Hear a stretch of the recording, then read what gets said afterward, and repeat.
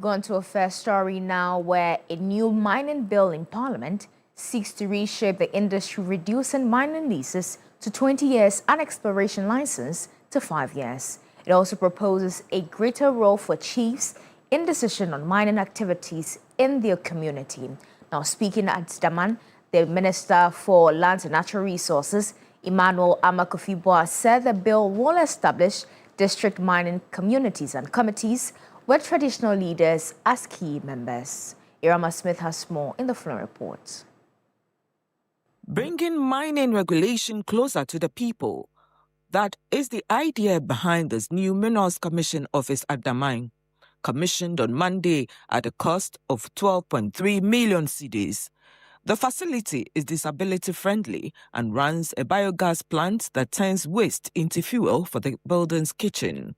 Construction started in March 2024 and was completed in April 2025. Officials say decentralizing the commission is key to managing Ghana's mineral wealth more responsibly. The commissioning of this office here in Daman marks a significant milestone in our ongoing journey to transform the governance of our mineral resources.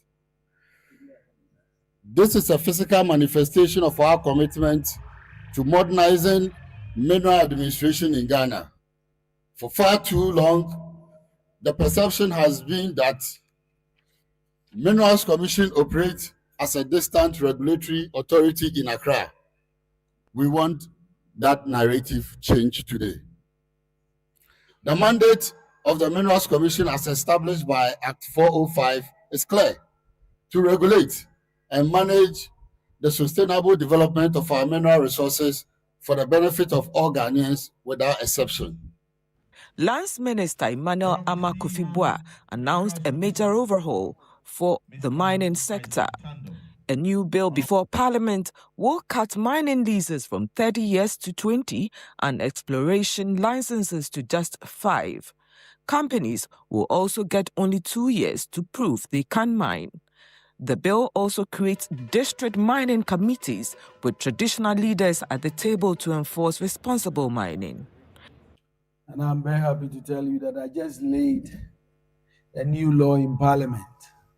And that new law is going to fundamentally change and empower communities in Ghana and how we mine. Now we've reduced the years of mining for licensing from 30 years. The maximum will now be 20 years. Now there's new technology, so we are also taking away reconnaissance and others, and now we are now going to focus on exploration licenses. Why are we doing that? Basically, if you look at the whole country, we have a bunch of speculators. Everybody's coming for licenses, and they've occupied the whole Ghana. Some of them have taken licenses for 30 years, and guess what? They are not doing anything with it. They are just waiting for the big guy to bring the money and they'll cash out. Now we are going to clear all of them. The new law is simple. For 5 years, we'll give you exploration license. You have 2 years to prove that you can actually do it. We'll extend it for another 3 years. After 5 years, if you can't find the gold, we'll take the license and try a new person. Irama Smith, TV3 News, Daman, Western Region. Now, away from the mining sector to the cocoa sector, the Young Cocoa Farmers Association has petitioned President John Dramani Mahama to provide urgent clarity on key issues ahead of the 2026-2027 cocoa purchasing season. In a petition dated August 17, the association says the farmers remain concerned about the financial difficulties experienced during the 2025-2026 season and the uncertainty surrounding the new season. The farmers claim many license-buying companies and purchasing clerks lack adequate funds to buy cocoa beans during the minor season, making it difficult for farmers to sell their produce and access the much-needed income. They say the situation also affected the ability to finance farm maintenance, support their families, pay school expenses, and meet healthcare costs. The association is therefore asking government to assure farmers that adequate funds will be available to purchase cocoa throughout the 2026-2027 season. It also wants government to explain what measures have been put in place to prevent a recurrence of financial challenges that affected cocoa purchasing during the previous season. The farmers are further seeking clarity on whether the producer price of cocoa will remain stable or be reduced as the official commencement date for the new purchasing season.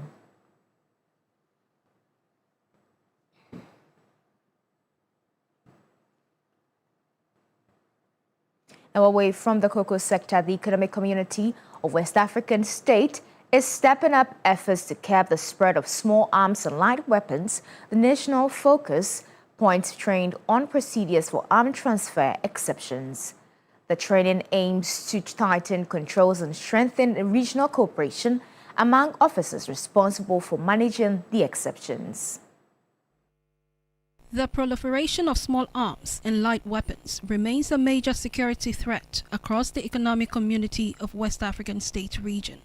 The ECOWAS Convention seeks to tighten controls on arm transfers, strengthen information sharing, and improve cooperation among member states. Acting head of the Small Arms Control Division at ECOWAS, Abayomi Adeomi, says stronger measures are needed to prevent terrorist groups and extremists from accessing weapons. We have observed that violent extreme groups continue to have access to arms and ammunition. There are many reasons that are responsible for this. One of them is our porous borders. If you travel across the region, we find out many of the borders are not manned. Also, we've had whereby also these groups also they bogu, national armories, to cut away weapons and ammunition. So what we are doing in that regard are two major interventions. One is to work with member states to enhance the physical security and stockpile management of national armories. In that regard, we are working to enhance the border security and management, across the region. Executive Secretary of the Small Arms and Light Weapons Commission, Dr. Adam Bona, warns that exemptions must not become loopholes for abuse. He is calling for tighter interagency coordination, standardized procedures, and continuous oversight to ensure that legitimate arm transfers remain accountable. The exemption mechanism must not be regarded as an unrestricted avenue for arms transfer, but instead a careful control exception within the ECOWAS arms control regime. Exemption mechanisms must at all times remain a careful regulated exception, never an avenue for entry or circulation of illicit arms. Dr. Bona also says adequate resources are needed to strengthen the Commission's effort to combat the illicit flow of weapons across the country. The criminals who bring these weapons into this country, they live with us.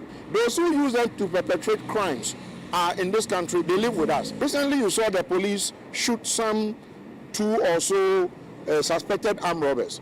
It has to do with informants. And so share information with us. And of course, we are hoping that, the Small Arms Commission is hoping to attract more resources. As the ECOWAS sub-region continues to confront the threat posed by illicit arms, stakeholders say effective enforcement of the ECOWAS Convention will require stronger coordination, adequate resources, and sustained commitment from member states.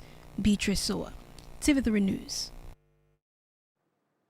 Now, away from that, Ghana is targeting the completion of its nationwide 5G network rollout by 2028 as government moves to expand high-speed connectivity and support the country's growing digital economy.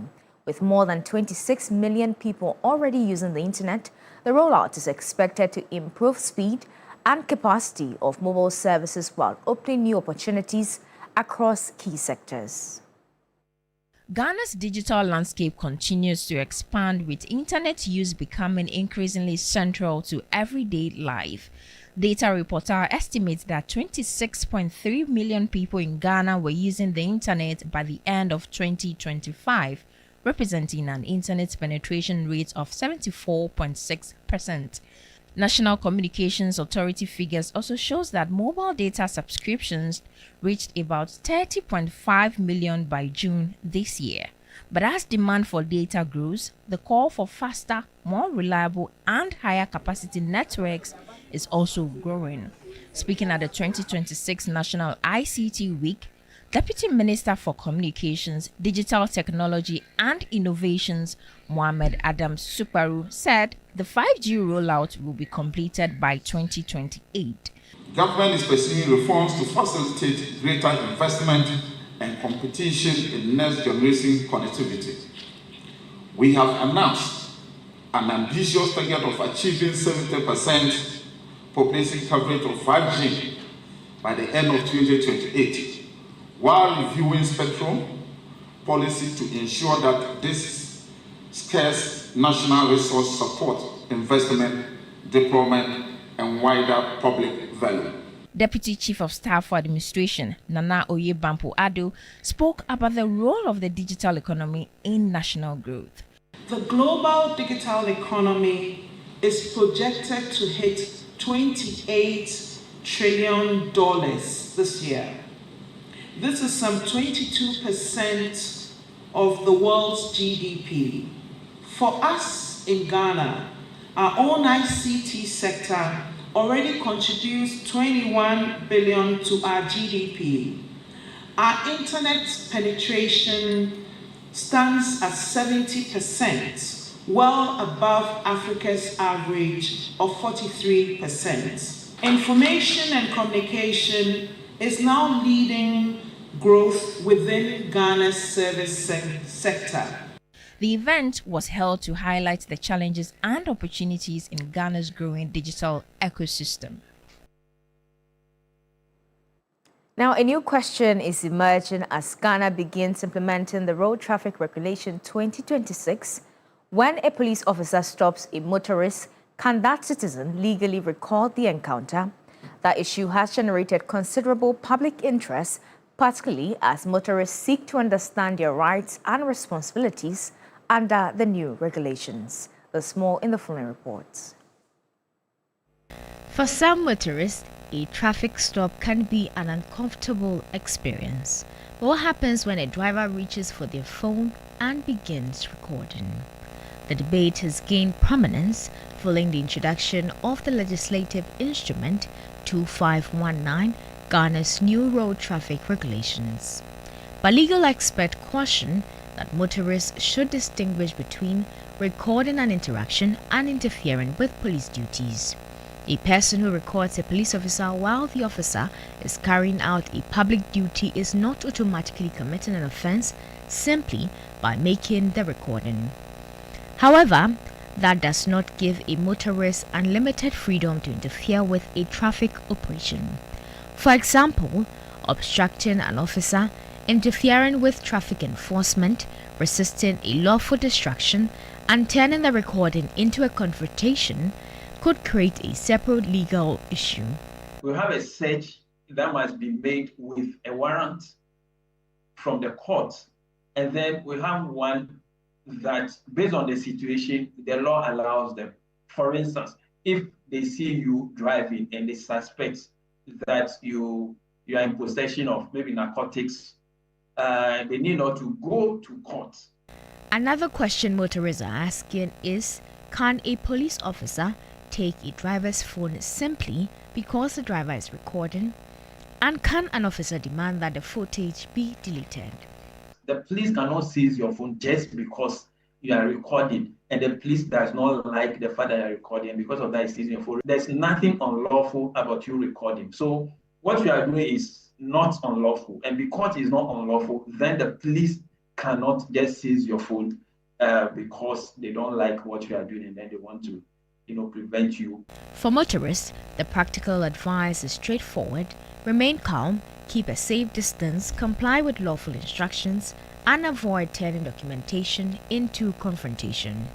If a driver believes an officer has acted improperly, the incident can be documented and reported through the appropriate compliant or legal process. As enforcement of LI 2519 gathers pace, the conversation is no longer only about where motorists can be fined. It's about understanding the boundaries between police authority and the citizens' rights. And for anyone stopped on Ghana's roads, knowing where these boundaries lie could be as important as knowing the traffic rules themselves. Enyunam Haliga, TV3 News, Accra. Now to one of our headline stories. Ghana's population is getting younger, but many young people finding a job remains a major concern. Successive governments have spent billions of cedis on job creations, skills training and business programs targeting the youth. But these efforts, have they even worked? Evelyn Tingma looks at the numbers, the programs and the young people still searching for a job. For years, the promise has been the same: train young people, give them support and create jobs. But the big question is, are these programs really reducing youth unemployment or only offering short-term help? Data from the Ghana Statistical Service shows that youth unemployment remains much higher than the national rate. In 2024, unemployment among people aged 15 to 35 averaged 22.5%. For those aged 15 to 24, it was 32%. In every quarter of 2024, about 7 in 10 unemployed people were aged 15 to 35. The problem continued into 2025.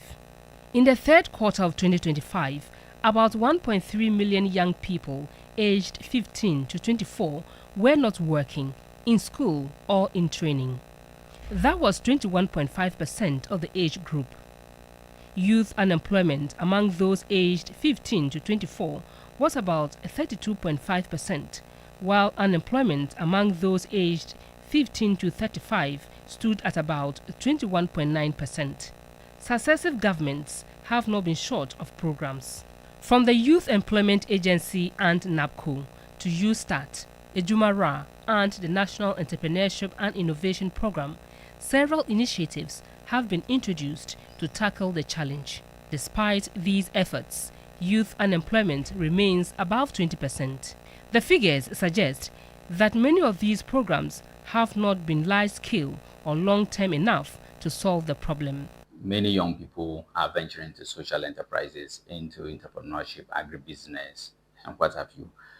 But the challenge is funding. Government has to have a dedicated funding that young people can tap into when they have their initiatives or innovations. The Minister for Youth Development and Empowerment, George Opari-Addo, appears to acknowledge the gap. But the policies we are rolling out, for instance with Ejumera has just finished its first cohort of 14,000 beneficiaries. When they start employing, it will have a positive effect on the youth budget. Under the National Apprenticeship Program, we trained 14,000. Under the YE, we've trained 30,000. So you'll definitely see a decline in the youth unemployment rate. The minister says government has not yet delivered on all its promises to create jobs for young people. We have largely ticked most of the boxes, but it is still work in progress. We are not done yet. But I want to assure that you gave us a 4-year mandate. We gave you specifics. We told you the things that we're going to do in the first 100 days. We promised you that we'll be launching the no fee stress policy in the first 100 days. We did it. We promised you that we'll launch the 1 million coders program in the first 100 days. We've done it. It's ongoing. We promised you that we'll launch a Jumera in the first 100 days. We did it. There are other programs in there that we are yet to implement. And I want to assure you that by the time His Excellency is done with his 4 years, every single promise he made to the young people of this country would have been fulfilled. For now, the evidence points to a mixed picture. Youth unemployment remains high, raising a bigger question. Can Ghana create enough jobs for its growing young population? The answer may depend not only on how many programs are introduced, but on whether these programs can create sustainable jobs, expand opportunities in the private sector, and equip young people with skills that match the demands of the economy. Until that gap closes, Ghana's growing youth population could become a challenge rather than the economic advantage it has the potential to be. Evelyn Tingma, TV3 News, Accra. And that's how we end News Morning here on TV3. For more news, please check our website at 3news.com. I am Enyunam Haliga. Newday continues after the break. Stay with us.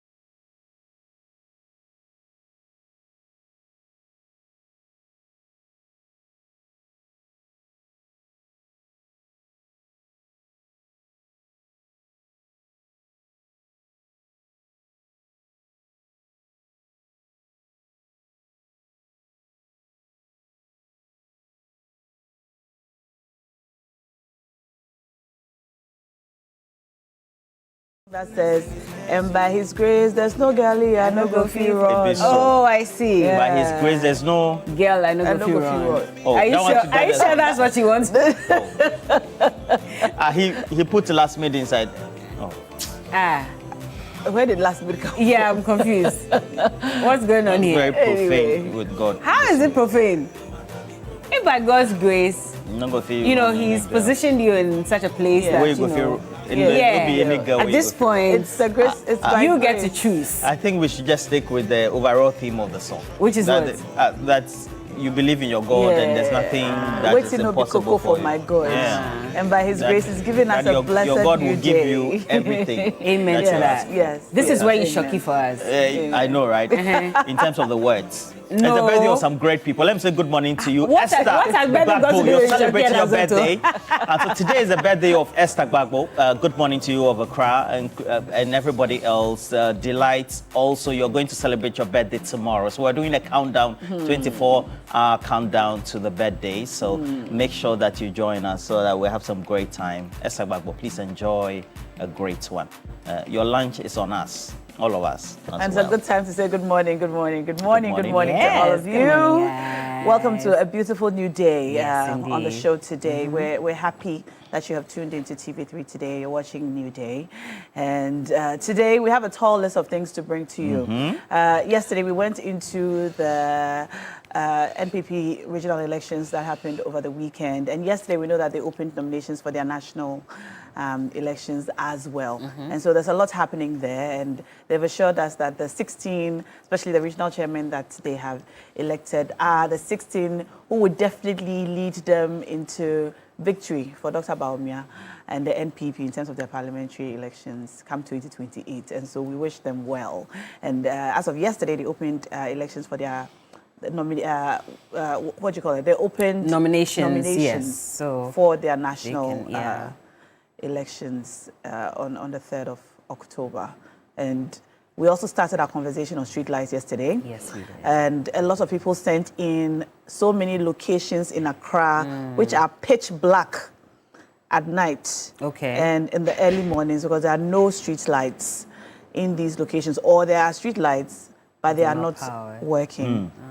Major or top of these areas, or the areas that a lot of people sent in complaints about, include the Accra-Tema motorway. I don't know if you've used it at night in recent times. Yeah. And then the Accra-Tema Beach Road. Yes. Then Teshi Bush Road. And then the Mahama Road around the statue of Major Mahama leading towards Bema Camp and Spintex, that area. Side is also, And then some dark patches in Oyarifa. And the Ayimensa Peduase Highway. It's a major dark patch. It's not very long. It's about 1 kilometer. But because of the way that road meanders, it can be very, very, very dangerous. And so we have asked that you also let us know if you live in or use any of these routes that are very dark at night and don't have street lights. Let us know. Yeah. We put out our WhatsApp numbers for you to let us know. It can get scary, and sometimes roads that have been constructed not too long ago, sometimes going dark, sometimes also will put you in a very difficult situation. I think that the psychological perception that many people tend to have is that because it's a drive-through highway or road, it also means that I can speed at all limits, especially even if it's dark, and that's where it gets dangerous. And when you're from, let's say, the Ajekwijo, Lashibi area, and then you're connecting through Boteman to School Junction. I get to witness accidents almost every other day, if not about 3 times a week. Wow. Because people assume that because it's a 2-lane highway, and then they have an additional 2-lane on the other side. So they have 2 lanes, another 2 lanes on the other side for those who are driving outer. They tend to speed at all levels, thinking that everything is fine. And then sometimes you're going to have about half of the road not having lights. And to find that somebody is ready to go to work, prepped, and thinking that I'm going to have a good day, and then we are not cautious on the road, irrespective of the fact that there's no street light, I think that we can do better. The duty bearers also need to make sure they bring us the lights, but at the same time, when you're driving, be very defensive, and then try to see that there could be foolish people who will behave differently. And so you have to be the same person on the road. I have 2 concerns. So I remember that the Greater Accra Regional Minister had said that she was going to try to achieve 85% of electrification of our street lights, at a certain point. Clearly, we've not been able to achieve that unless, of course, the areas where people are mentioning fall within the 15% that she's yet, to work on. So that's my biggest concern. And of course, she needs to come out and answer questions on that as well and update us at this point how far she's gotten with that promise that was made. Now, secondly, the Pokwasi stretch.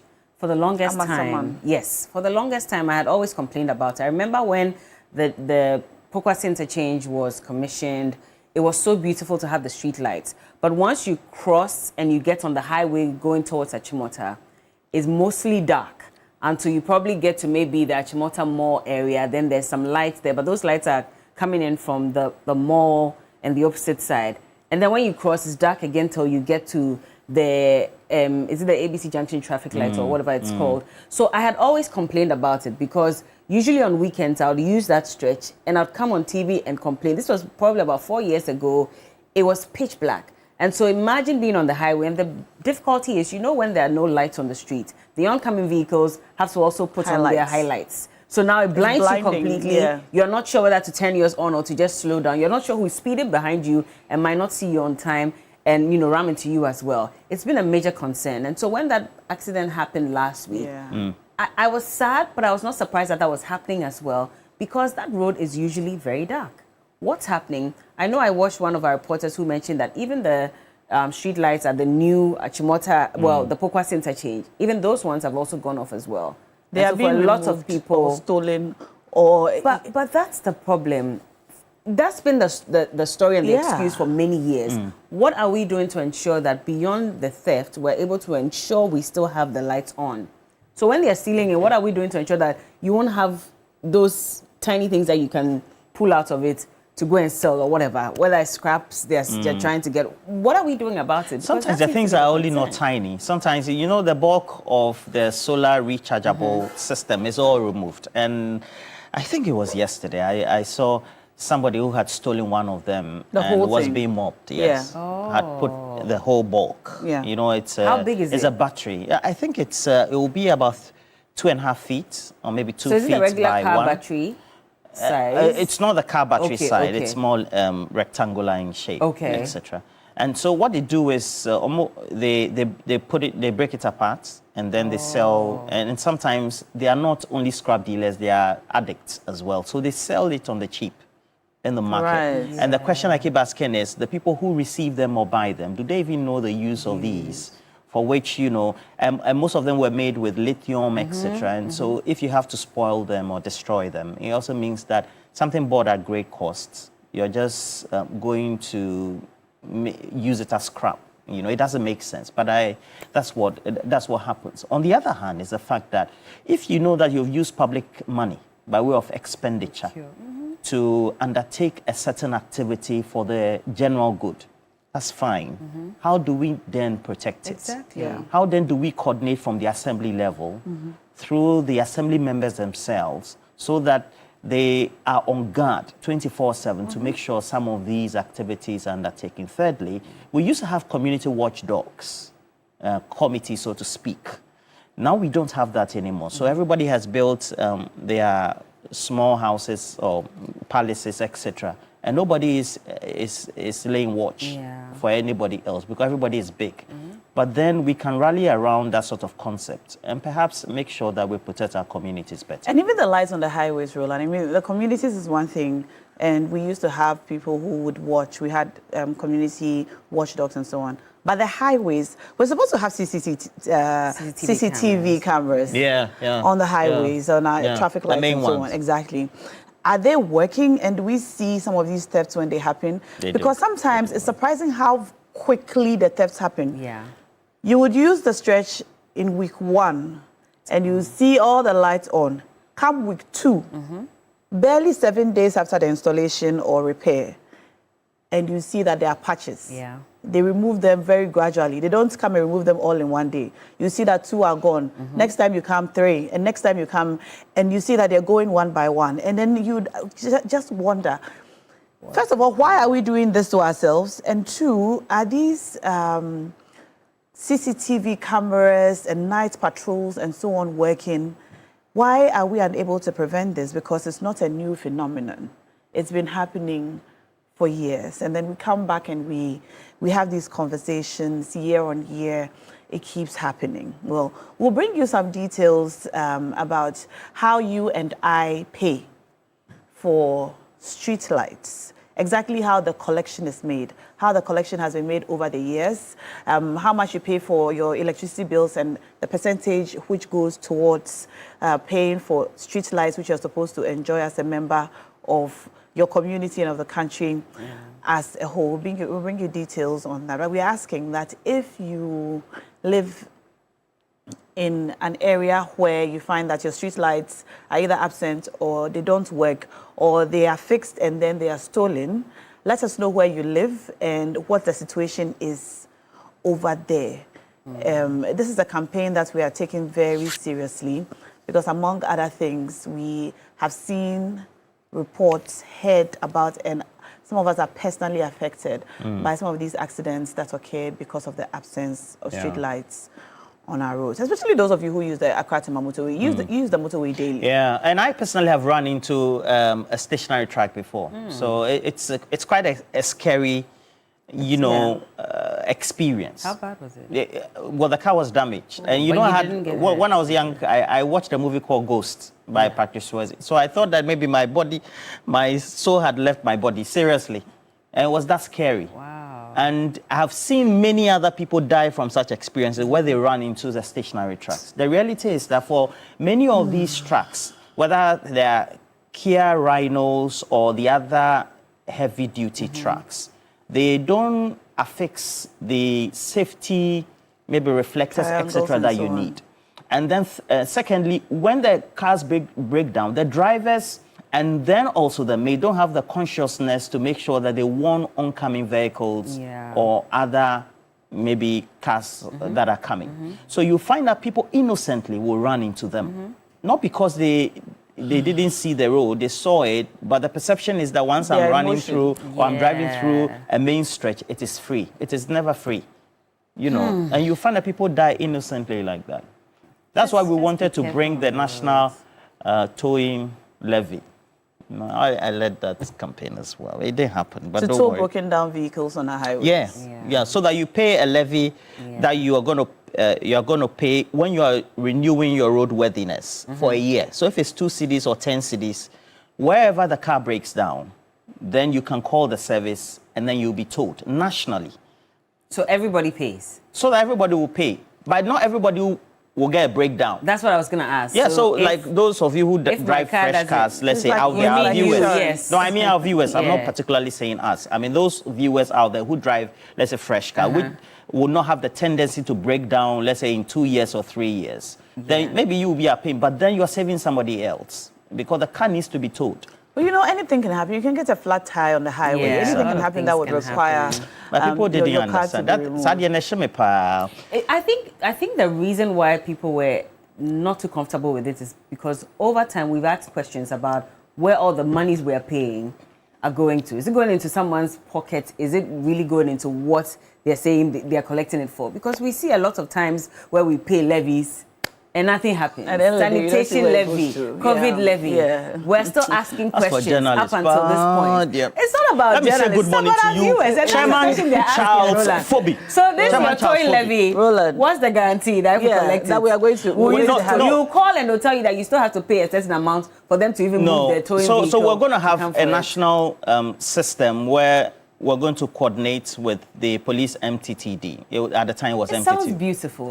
So you're saying that the concept don't tend to actualize. Exactly. But you haven't tried the service. So we've had other instances. I think that disposition is wrong. No, it's not. In my perception. There have been instances where we've paid. We are still paid, and we are not seeing much happening. I will not become the guest today. I refuse this in Jesus' name. How have we even dealt with rubbish collection in this country?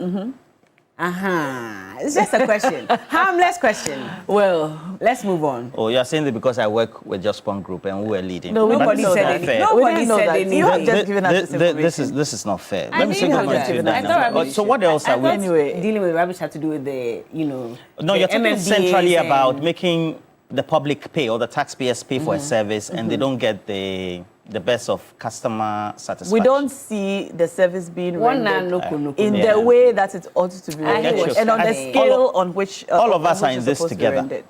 Yeah. How are we in it together? All of us are in this we are together. in this together as a people. Chairman Charles Phoebe, great contractor. He says, congratulations to all the elected regional executives of the MPP. Good morning to you as well. Edmond Combat of the Tema Refinery, good morning to you. And then Alhaji Jibril of National Security. I see, what are you discussing for big issues? Well, of course, we'll talk about the NPP and their call for nominations ahead at the of national level. National, yeah. Who's your favorite? Elections. Favorite? How? Oh, okay. I don't understand.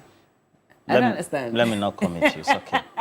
Well, we'll get into that, and of course, we'll look at what the NPP needs to do if they really want to win the 2028 elections. Is it possible, and what kind of leaders should they be looking out for? Of course, Dr. Bawumia says that at this point, they need all talent on board to enable them secure victory, and they need to be united, and so that's what they're working towards. And then after that, we'll still talk about the legal vacation saga. It rages on. I mean, conversations here and there as to whether we should still even have the legal vacation. Lawyer Martin Pebu gave details, the historical background to this, and he said that it was done during the colonial era. So, the people who come and rule over us, it took them a month to travel from wherever they came from because they were traveling by sea to get here. And so if they needed a legal vacation, it took them a month to go back home. They will spend 1 month with their families, and then it will take them another 1 month to come back, which is why they instituted that. But now, if we should really look at it, is there a need for us to take 3 months legal vacation? If not, then it's time for us to really look at that policy and fix it, of course, so that we won't have people languishing in jail waiting for another 3 months before their cases are heard in court. So we'll get into that conversation on the big issue. So make sure to join us. Yes. Charlie, it will be quite interesting. And then we'll bring you sports, of course. The latest. Yeah, the Premier League is coming back. Accra House of Oak, of course, is showing out well already. All respect to the title holders, Mediama.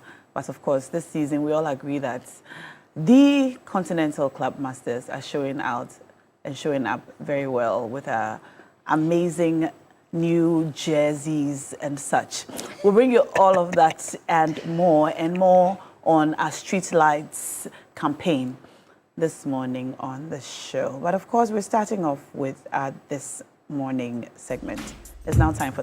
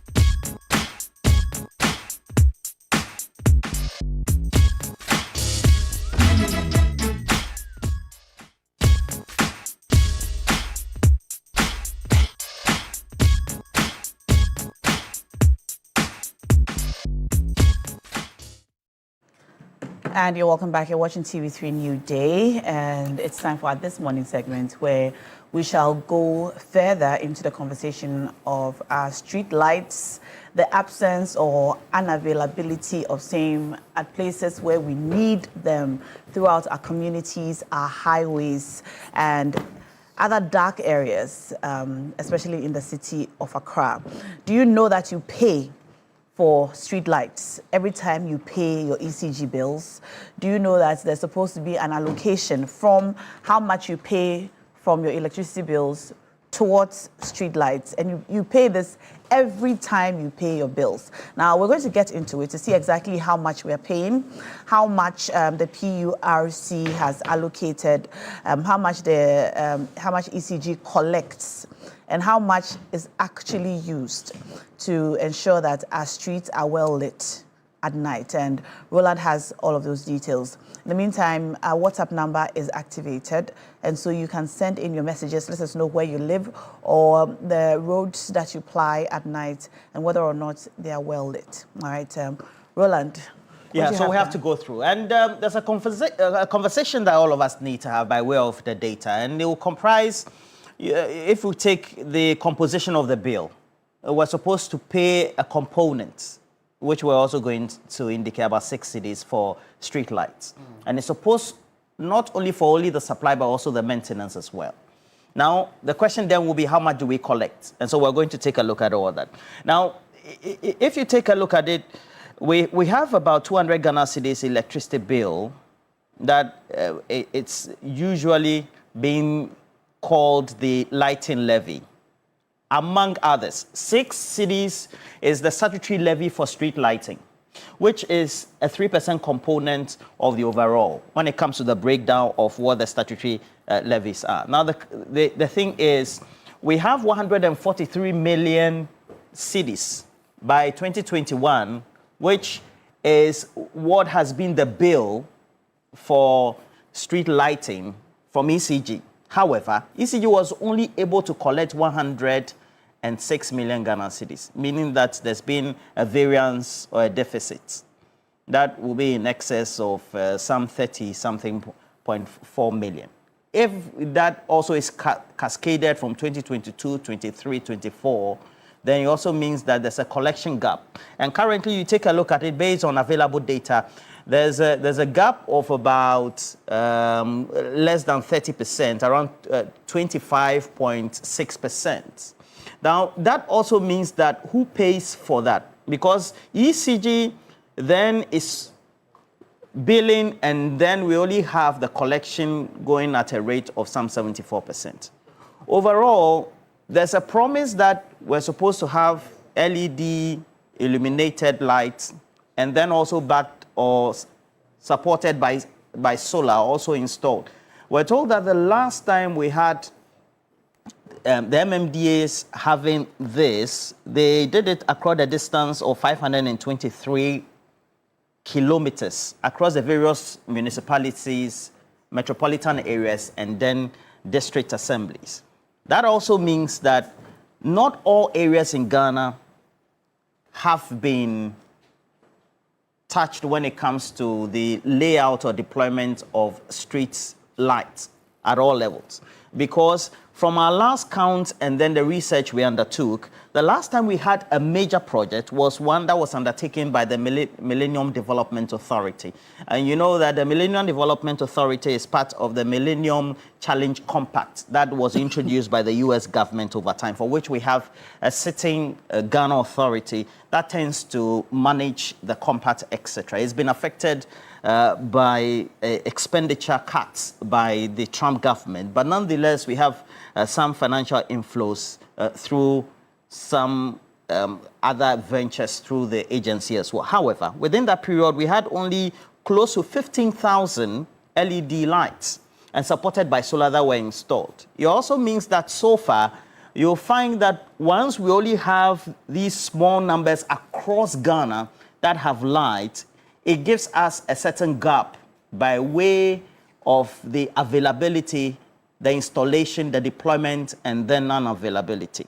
Overall, since this implementation was done, you find that there's a 40% gap that has been left, because you find that among all the installed solar lights, about 40% of them are non-functional, and 1,207, based on our findings, are indicating that by 2018, we had in excess 40% of them that were installed non-functioning. And we're just talking this morning about supervision, who is going to monitor on a 24-hour basis. And by 2018, we found that this non-functionality of the numbers, about 40%, is due to poor supervision, the unavailability of perhaps effective means by which we can also monitor. And then we're told that rodents also affected them as well. I don't know how rodents then Rodents? Yes. Every lights now, but at the end of the day, those are some of the findings that the committee that was put together to find out why we have the non-functionality of some street lights also finding. So it also means that the cables were not working. Right here in Accra, you'll find that there are incidents where there are concerns about theft as well. We'll take a look at that. Now, overall, we have a number of processes that you have to go through before you get the street lights.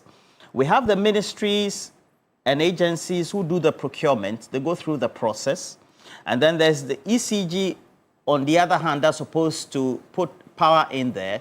Then we have the road ministry, and there is various agencies that it supervises, the Ghana Highway Authority, Department of Feeder Roads, etc. They are supposed to do the maintenance. And at the end of the day, who then is expected to fix it? The MMDAs, when they go off, so to speak, or don't work. If you monitor situations that have been the conversation, you will find that Ebi Bright, for example, of Tema, is raising concerns about how we seem to have various regulations that seem to sit in silos. So they don't have connectivity with other agencies. So you find that the Highway Authority, if the metropolitan area is in Accra, a developed city, it also means that the district or the Metropolitan Assembly cannot touch any road there unless they revert to the Ghana Highway Authority or the Ministry of Roads, or for that matter, if it's a feeder road, etc. So the assemblies also are also limited in what they can do if, let's say, the street lights in a particular geographical area where we have an assembly or a DC or MMDC who is a head there to either supervise or replace.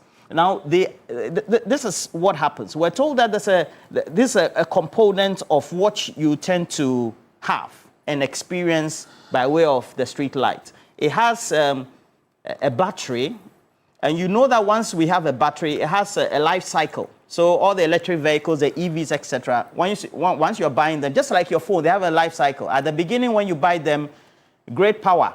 They take you about maybe 3 hours, 4 hours. As they age, then you will find that the life cycle tend to degrade over time. And then sometimes they have water ingress, and then sometimes they also have design effects. And so all these tend to result in the non-functionality. Then the main one also comes in, the theft or the grid supply fault as well. So we find that on the main highways, miscreants or people who tend to collude or conspire, then they go and steal the cables, they remove the battery, they remove the light in themselves, and then they go and sell. The last time when the accident happened on the main highway, we're told that they had a number of the lights that were broken, or the poles fell off because they have vehicles running into them. So we have vehicular collision, that tends to happen as well. And so you will find that this seems to be the main issue that has been raised over time. So basically that's it. But I think the main concern for everybody else should be how much is collected and how much is able to be billed and what needs to be done to improve the situation. I don't know whether we can find a solution to this. So for every 200 Ghana cedis of ECG that you pay for, 6 cedis goes towards street lights. Street lights. Yes. So if you pay your 200 cedis electricity bill, 6 cedis goes. So if you pay 400 cedis, 12 cedis goes. That's how it is. Yes. All right. So every week, so let's say you're buying 200 cedis every week. So every week you're paying 6 cedis for street lights. Yeah. And every week you drive in darkness, total darkness. And this is something that everybody is paying for. Yes. Once you're off taking the bill, the electricity itself, the power, you're paying. You're paying. It's more than e-levy. And more than the COVID levy that we're paying. So you have to take it that way. You know, sometimes too, we have revenue shortfall by way of the collection. Yeah. So that's also... Which clearly we saw in the other slide. And then also when they are distributing the power, there's also a gap. Sometimes they cannot account for, because sometimes power is lost within the process as well. That's and then illegal connections also tend to affect. Small area that is not covered. That is understandable if it's a small area that's not covered. But looking at how many areas are not covered and how dark our streets are, we cannot really say that it's because of the small areas that are not accounted for. There's clearly a gap. In April, I remember the regional minister, the Greater Accra regional minister, saying that all the MMDCEs must ensure that they repair all the faulty street lights. Not just in April, May, June, July. That's just 3 months ago. Yeah. And 3 months on, we haven't seen these repairs. Granted, there are some small areas that, I follow GAT TikTok a lot and see the reports that come from some of the communities. So for example, in Teshi, around Sea Lady, I've seen that the assembly at Sea Lady put out some videos that they were repairing the street lights in that area, so in the community. But when you come out of that area, still in Teshi, on the Bush Road stretch, is an area that, I mean, if you listen to some of the ordeals of people who use that road, they literally would not walk there at night because it's dark. It's dark and it's become dangerous. Is it more trouble? It's more trouble. Okay. But it's dark and it's become dangerous. Is it feeder road or normal? I actually don't know that, but we've had tales of Uber drivers and so on complain. Yeah, who get marked? Wow. Yeah, in that area because, among other things, because of how dark it is. So in addition to the driving challenges and problems, it has also become a dangerous area because you just do not know what can happen to you and what people will do under the cover of darkness. Anyway, let us hear from you. Our WhatsApp line is up now, and we've also opened our console so we can read your messages. Let me just read one or two. Stephen Peng has been texting all week, and we haven't read his messages, so he's not happy with us. So I'm going to read Stephen Peng. I'm going to read your message this morning and hope that you forgive us for not being able to read all your other messages. And he says, good morning, Roland, Belladna.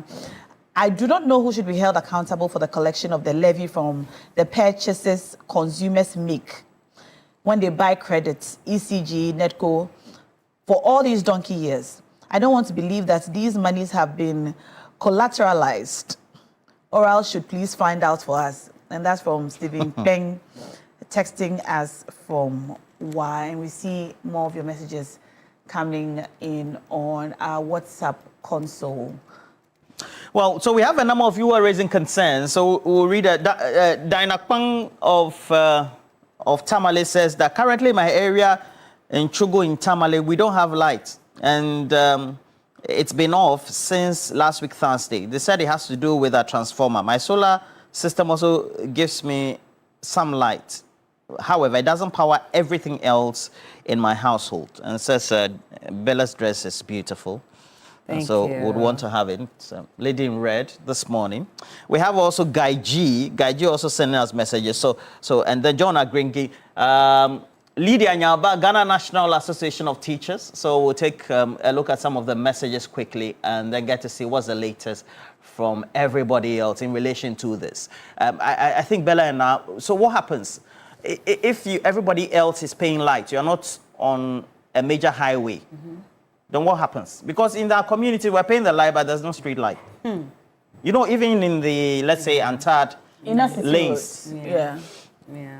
Listen, but eventually you go out. That's the no. But even in certain areas, you see, there's no electricity connection. You have to go and buy your own poles. Yeah, when you're moving into those areas. Yeah, that's true. Now, when you bring those poles, now you have to go and buy the all lights, of you know the system where exactly, and install it in front of your house because otherwise the entire stretch is going to be dark. So we're paying for all these things, but at the end of the day, we still have to go and install our own poles, our own lights, etc. So this be bad. Going? Yeah. Okay. So we'll quickly just go through a couple of the messages. Okay. Hey, Charlie, voter and things all day. I've also go up. Okay. So viewers, we see they go up. We see they go up. It's a lot of messages. Shadrach, stop sending messages on the thing. When you go, it goes up. Stephen Pen, we've read Stephen Pen, so we'll just read from here. Sorry. Okay, dear host, congratulations to all the regional executives elect, and that will be for the MPP. You just reported about Nandong confusion. It's always caused by the regional chairman because we're talking like ECG this morning. Well, okay. Oh, up or down? Okay. Okay. We're trying to figure out. Okay. But so beautiful. Polling stations. 7 a.m. I'm seeing 7:15. We still have to keep going. You people are sending us no, I'm seeing the light. That's why I think it's from yesterday. Okay. 7 a.m. I'm seeing the thing. That's why. Anyway, please let me say. So we have this one from Arnold. No. Today. Go down to today. Please, our street lights have not been working. This is from yesterday. Oh, okay. Yes. Aha. So from here. The gods must be crazy. Arnold is here again.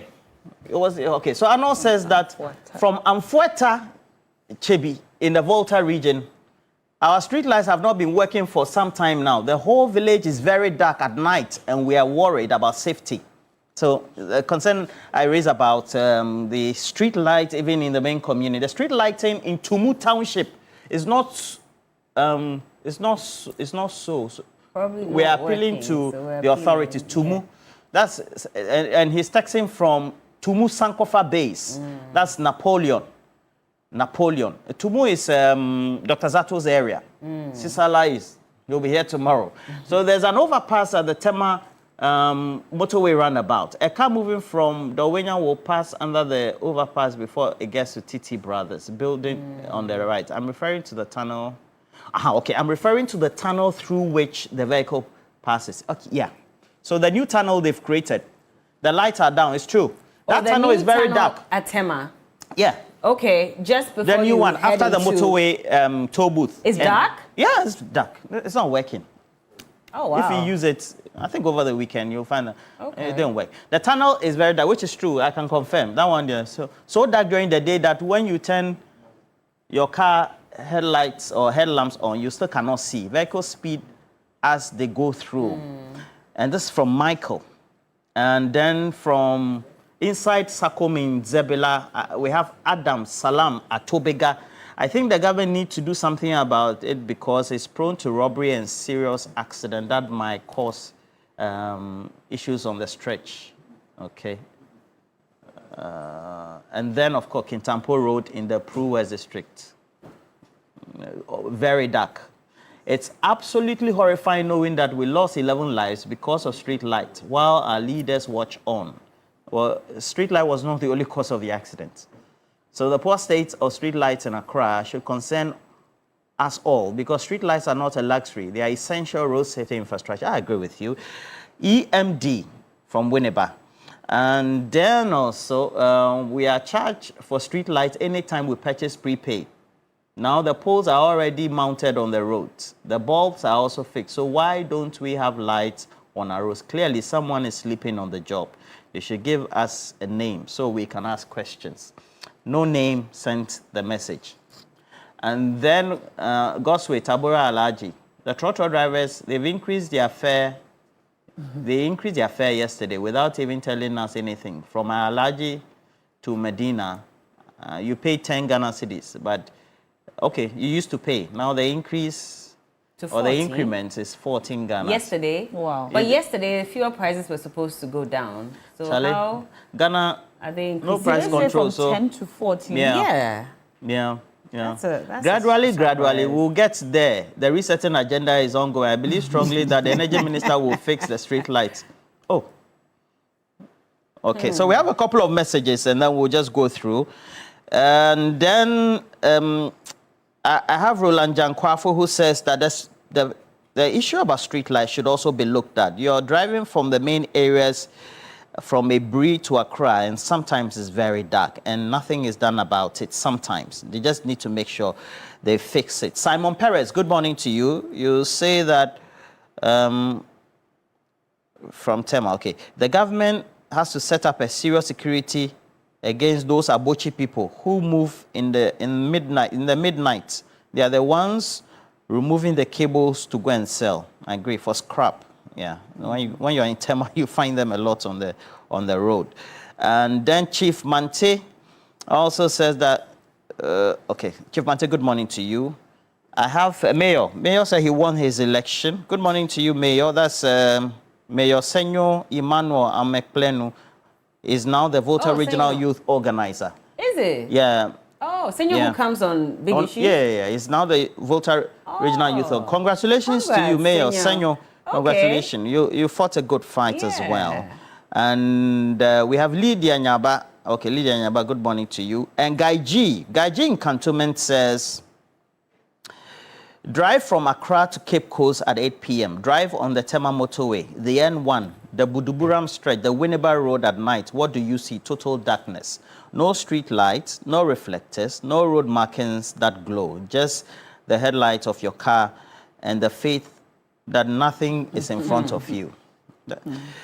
This is not normal. It is not safe. My regards to Na and Bella, Guy G. And Na is a member of the Church of Pentecost. So faith is 150%. Incoming deaconess. Incoming deaconess. Yes. Let me of say the good Teshi morning branch. to Jeff Awal. He says he's watching us from Japan, and it's good to see me on after the. It wasn't a long break, by the way. It was just what a week. Your break was short? Very short. I didn't know that. Oscar Mensah. Oscar Mensah is a Tema man, so he has concerns about the motorway. Tema motorway, can the contractor working on the Tema highway erect a temporary street light in conjunction with ECG, even though construction is ongoing? I think I agree with you. And Prince Nania York lives in the UK, says the watchdog is effective here. That's why they say the white light or concern and calling police in for anything that they see. I agree. I need to call police on these two. Well, we're going to go for a quick break, but pack up your day with milky, rich, smooth taste of Perk milk shortcake. It's a pure delight. So grab one today and perk up your day. Stay with us. When we come back, we'll bring you Big Issues on TV3 Newday.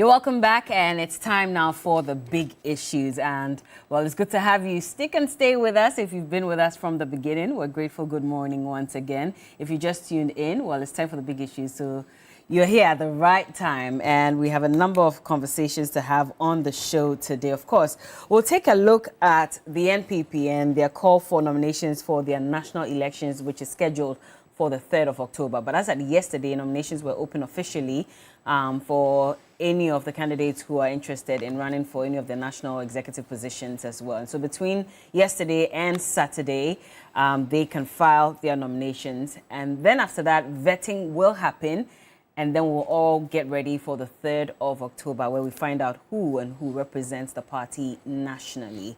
And so we're asking that question, that what leadership does the party need for the 2028 general elections? Of course, Dr. Baumia has already mentioned that unity is required at this point to ensure victory for them come the 2028 general elections. But most importantly, they should bring all talents on board. And so we'll get into that. And of course, we'll talk about the legal vacation dispute and ask that question as well as to how the court should handle substantive trials. We do know that some lawyers from the NPP already have indicated their plans not to go to court, not interested in proceedings as far as their cases are concerned, because they also require to take a leave and rest. And so they're asking for the courts to stay proceedings until the legal vacation is over. The GBA has also penned a letter to the Chief Justice asking that, they leave out some of these cases as well. And so we'll get into that conversation and see what the way forward could be. But if you're watching us on Facebook, good morning to you as well. It's good to know that you're joining us. And of course, to all our ardent viewers, we are grateful, as always. Neodik Niatuku is already there. He says, good morning. Also, good morning to Ni Odate Mills, to Yusuf Ibrahim, actually, and everyone else who is tuning in. But in the studios, next to me, I have Larato Musa Saka. It's been a while I saw her. She's a national communications team member for the NPP. Good morning. Good morning, Bella. I like your outfit of many colors. It actually suits you. It's really nice. How have you been? Can we complain? We are alive. Yes. That's the most important thing. Yes, indeed. And good to see you. Good to see you as well. And I guess I should say congrats to you and your party for a successful regional election. Yes, it's in order. Yes, it's in order. Indeed. The reorganization process has really been a great success till where we are now. The next one will equally be the same. Okay. Because we are more united in the greater hurdle ahead, towards the greater hurdle ahead than the tangential issues. I see. All right. Well, all the best. Dr. Ramzi Nusa is also here. He's the Director of Research for the United Party. Good morning. Good morning, How have you been? So far, so good. Last week was a very heavy week. You know that the tensions were very high in this country. Unfortunately, what happened last week shouldn't have found itself within our governance landscape or social fabric at all. And let me commend the leadership of the Ministry of Interior, the leadership of police, and other faith-based organizational leaders who came in to salvage the situation. Indeed, Ghana has risen stronger, and that we are one people that are churning out to have or to achieve one goal as a nation. I mean, well, if you look at the length and breadth of Africa or even the world, we are adjourned as one of the peaceful countries. And so religious tolerance will continue to play a key role in our democracy. And we will continue to love ourselves as brothers and sisters, irrespective of our religious affiliation. At the end of the day, Ghana first. Indeed. At the end of the day, Ghana first. And Austin Braco Powers is here. He's a private legal practitioner. Good morning. Good morning, Bella. How are you enjoying your leave? It's partially leave, partially we are still working. Oh, you're still working? Don't forget that the lower court are still operating. So if you have cases before them, you will go. You can't say you won't go. So you are working still? Yes, I do. Oh. I appear before courts, particularly circuit court and the district courts. As for the high court, unless I have these motions and other applications to move. So, Bella, we are still working.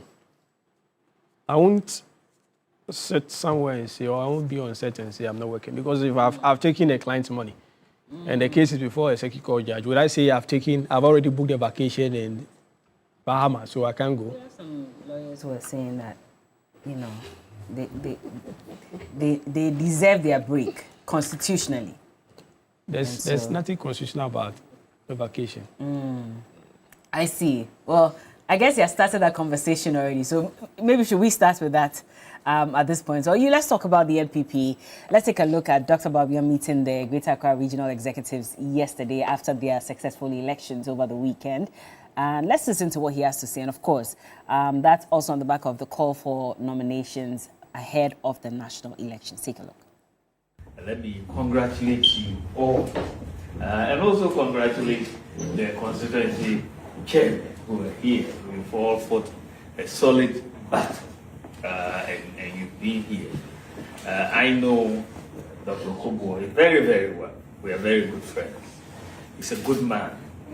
He's unified, and he's very humble, if you know him.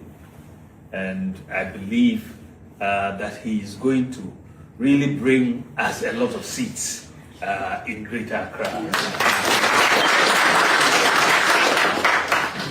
The goal for all of us, is to win the 2028 election. This is just a stepping stone towards winning 2028. As a party, we have been engaged in an exercise of reorganization. We've had our polling station elections, our electoral area, we've had our constituency, we've now had our regional elections, and we will culminate that process on October 3rd with the national elections. And therefore, at the end of that, the party will be in a good position to have that vehicle that drives us to victory in 2028. So there's a lot of work ahead of us. And we are going to do that work in unity. If we are united, I'm telling you, we will win 2028. That is the key ingredient for victory. It's unity. And that is what I want to really plead, that this election is over. You've had competitors. Let us come together. And I believe in what Dr. Kobo has said, that he would do everything to bring everybody and use everybody's talents. Because if we keep our talents, at home or in the capital, it doesn't help the party. We want to use everybody's talents to get victory for the party. And that is Dr. Mahmoud Bamia, the flag bearer for the NPP. Let me also introduce quickly Julius Kwame Anthony. He's the press secretary for the Ministry of Interior. Good morning. Good morning. How are you doing? I haven't seen you in a while. Yeah. You've been very busy. Oh, I don't think so. I've just not come here. Yes, you chose other people over us. Oh, no, it's not. You said you do. Shadrach doesn't didn't invite me. Oh, he has to invite you. Yeah. Okay. Shadrach doesn't invite me. He said he invited you. You said you won't come. Oh, it's not true. It's not true. Just kidding. But good to see you, by the way. How's it going at the Ministry of Interior? So far, so good. Okay. The minister remains focused on maintaining public order, protecting the peace, and more importantly, ensuring that we have human security in this country. You saw recently certain events which in other jurisdictions would have, caused a lot of mayhem. But he, together with the Ghana Police Service and various religious leaders, acted quickly. And we have restored calm, and we have managed to reconcile, individuals who ordinarily would be at each other's throats and potentially may lead other people to join them. So the minister's focus is on maintaining public order and protecting Ghana's national security. All right. Kwabna, all guns blazing this morning, but please hold on. Just relax. We're having a conversation here. Don't worry. We'll get into some of the topics that you also want to discuss as well. Yeah, February, good morning. And Kingston Bisnap Asimiga. Good morning to you, and Jemima Kwadjoyi as well. But there are some coming to you, of course. We'll start off this conversation. We've heard from Dr. Mahmoud Bawumia. Of course, the nominations have been open for the national elections. The most important question that people are asking is whether you're going to have the right leadership ahead of the 2028 general elections. What's being put in place to ensure that that happens for the party, if it be so? Yeah. Good morning to our viewers. And I think saying good morning to Dr. Bawumia is in order. Good morning, Your Excellency. If anyone has been following, or if you've been following the process since we started from the polling station to the electoral area level to constituency level, and just this past Saturday, the regional level, it's obvious that all the reports, all the lessons that came up, all the guidance that came up are being seen in the expansion of the polling station, executive numbers, the addition of a PWD officer on the constituency and regional executive positions. Those are appointment positions, so you can get the right fit for that role. So after the election, I mean, and it's not a surprise to anyone that that was a very heavy defeat. That if we really want to come back and be competitive for 2028, then this reorganization process shouldn't be business as usual. And that's what we've done from the polling station level till the election, the regional election this Saturday. What Dr. Bawumia said is spot on. No house divided against itself can unite. We went for a contest. It's an internal contest. We are all the same people. We subscribe to the same values. We subscribe to one party. But someone needs to lead a certain level, and people put themselves up. Once the election is done, it's done. The focus should be the forward march of the New Patriotic Party, with the elephant as our symbol, and the red, white, blue as our colors, and the fundamental values that we subscribe to. So Dr. Bawumia nailed it, because some of the contests were quite heated, but definitely didn't end up in violence. It was a peaceful process across the 16 regions of this of the country. And we've come out the same will be for the national election, which is due on the 3rd of October. Like you said, nominations were opened yesterday. The processes will run till the 14th of September, when nomination notice of poll will be put up, and the election itself will be the 3rd. We still urge party faithfuls and all aspirants, just as we've conducted ourselves well from the polling station through to the regional level. Same countenance, same approach should be applied to the national election, which is the ultimate or the fulcrum of all that we've been doing so far. Let's just all forge ahead and in unity, even though it's a contest, it's an internal contest. It shouldn't be like we are facing opponent. The real opponent is the other political parties that will be meeting come 2028, that will be on the ballot. But leadership is key. No doubt about that. And the concerns that people have raised in the regional elections, for example, is that for some of those leaders that were elected into the top positions, we've seen how they've said some very unpalatable things about people either within the party or outside of the party. And yet the delegates have still given that rubber stamp to some of these individuals to still lead the party ahead of the 2028 elections. Are you really focused on trying to win the elections, you know, and making sure that whatever policies you have inures the benefits of Ghanaians? Or are you rather making the same mistakes that you've made in the past? which could also go against you as a party. When you say delegates have given a rubber stamp to the new executives, can you elaborate on that? Well, they voted for them into office. Basically, that's it. So they endorsed them as their leaders. That's what it is. As their leaders. Exactly. And some of these leaders, we clearly have seen videos of things they've said that should have been castigated by some individuals within the party. We didn't see that happen. But generally, we've seen how distasteful some of these comments are. And yes, these delegates have voted for some of these individuals.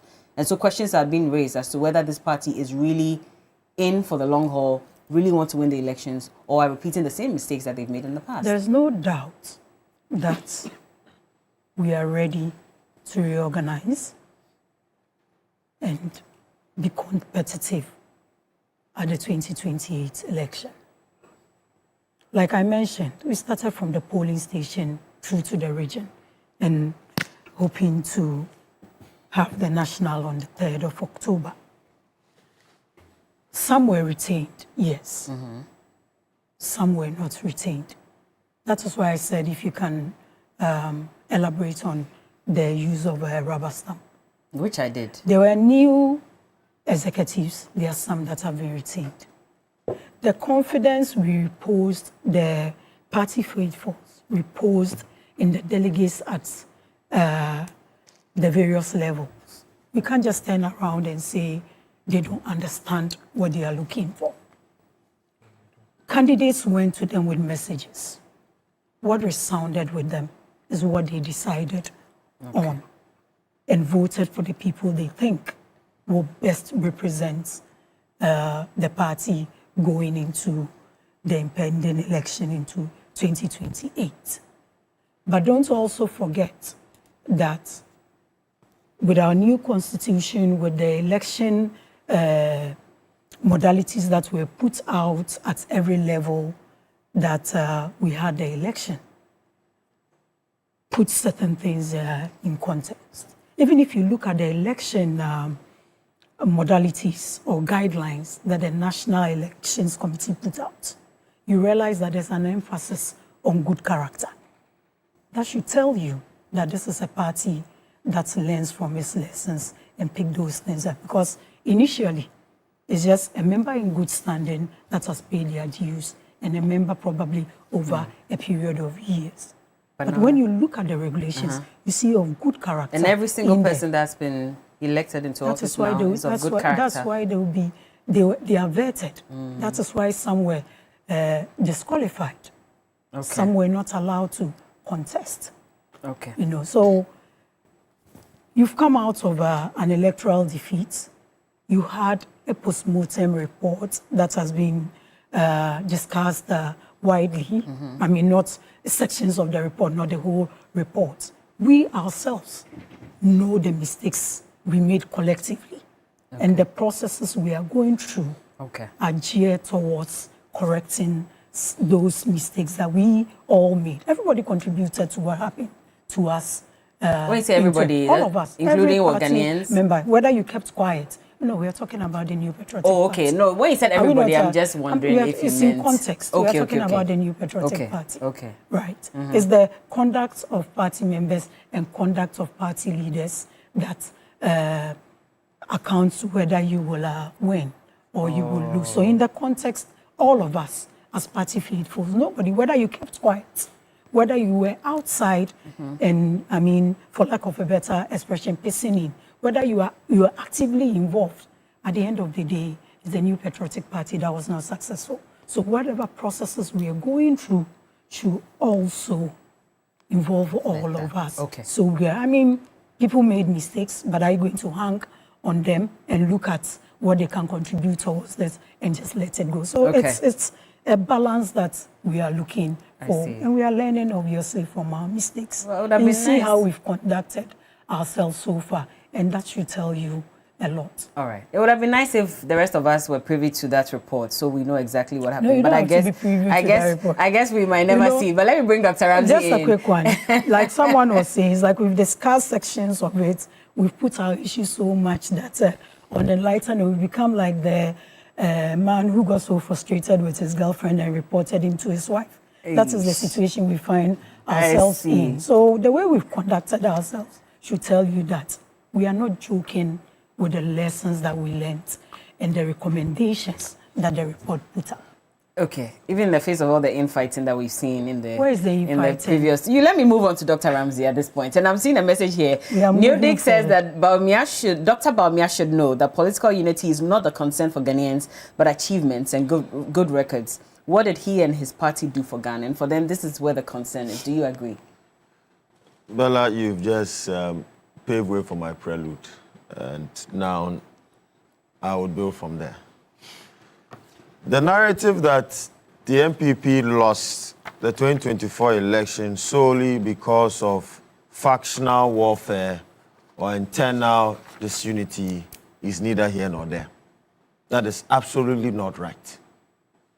And it shows clearly that they have not really had some thorough self-introspection as to what really went wrong. There were prevailing factors, teething issues that the public were concerned about the MPP when they were in power. Number one was the economy. The mismanagement and the abysmal performance of the economic management team led by Dr. Mahmoud Bawumia of the MPP. Number two was Galamsey. Number three was the arrogance of power. Bella, people felt that they were teen gods in this country, that they were untouchable, that even the courts should be afraid of them. Today, where are they? Those that were teen gods then, where are they today? And the people know what I'm talking about. I can refer one case. And so let it not be set out in the public to try and paint a certain picture that, yes, it was because of factional warfare or disunity. That is why the MPP lost power. Indeed, in our democracy, we in the United Party do not want to have weaker oppositions. Because when you have a weaker opposition, then the incumbent becomes more of absolutely powerful, that there is no form of accountability. Because we, the opposition parties, are the ones that are going to force them to account to the people. And so it is not my wish that the MPP will continue to decline as it's declining today. It is not my wish.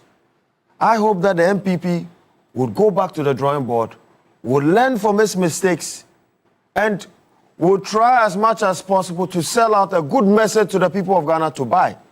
But unfortunately, Bella, the current leadership that they have, from the flag bearer, which is the most important one, because his name is going to be on the ticket.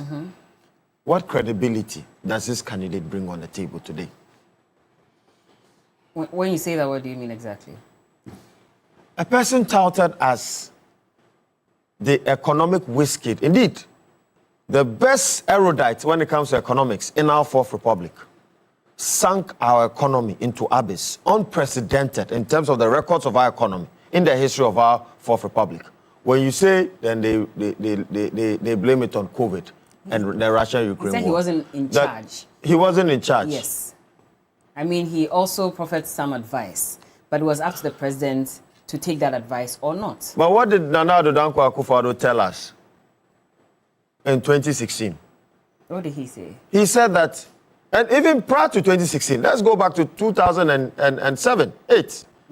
He told the party, at that time, Dr. Mahmoud Bawumia was not a party member. And for that reason, it took the General Secretary, Ohinin, to give him a waiver to become a running mate, because he had to be a party member for 5 years.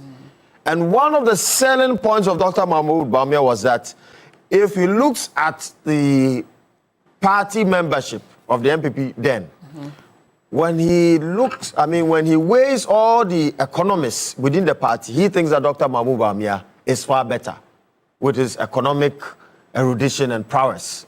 And so for that matter, he thinks that he would help the party when they win power to manage the economy better and indeed leapfrog the dreams and aspirations of the Ghanaian society.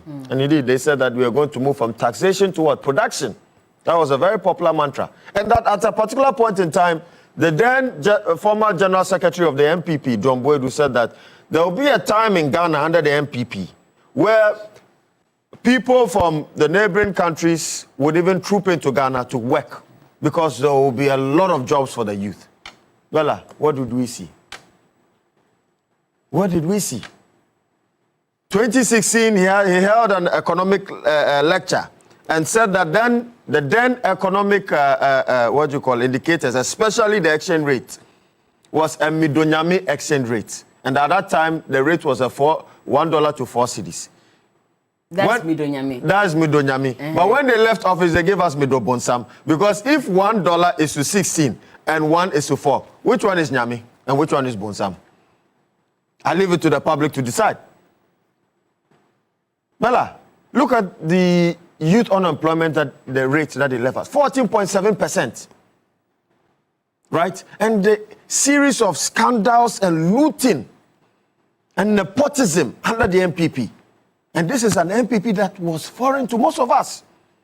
And I dare say that the MPP today, the best record of the MPP still lies in the bosom of President Kufuor and not Nana Addo Dankwa Akufo-Addo and Dr. Mahmoud Bawumia.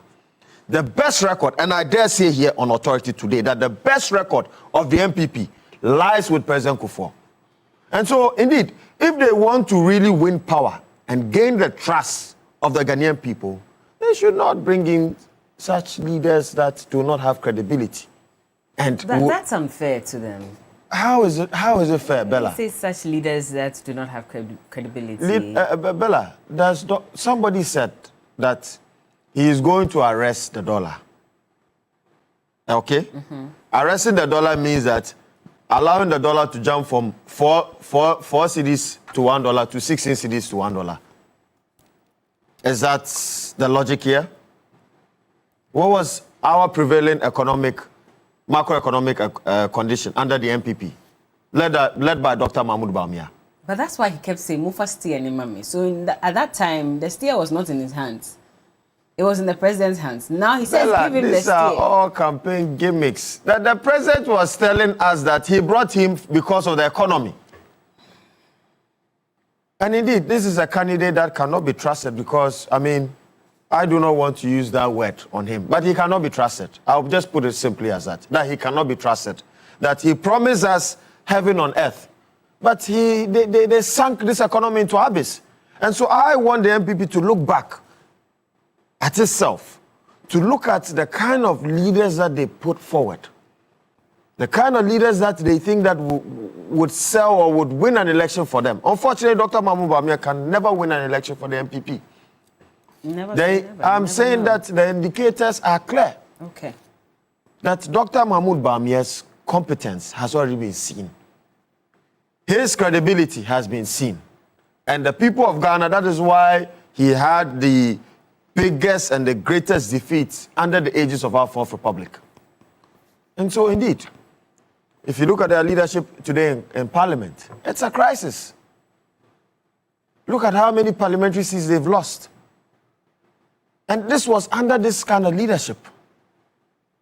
General Secretary, who I supported previously, thought that would have done a greater job, is also a big problem for the party today. The General Secretary? I'm telling you, he's honestly, a big mess for the party. Oh, wow. Oh, I'm telling you. Look at the way the MPP is in a mess.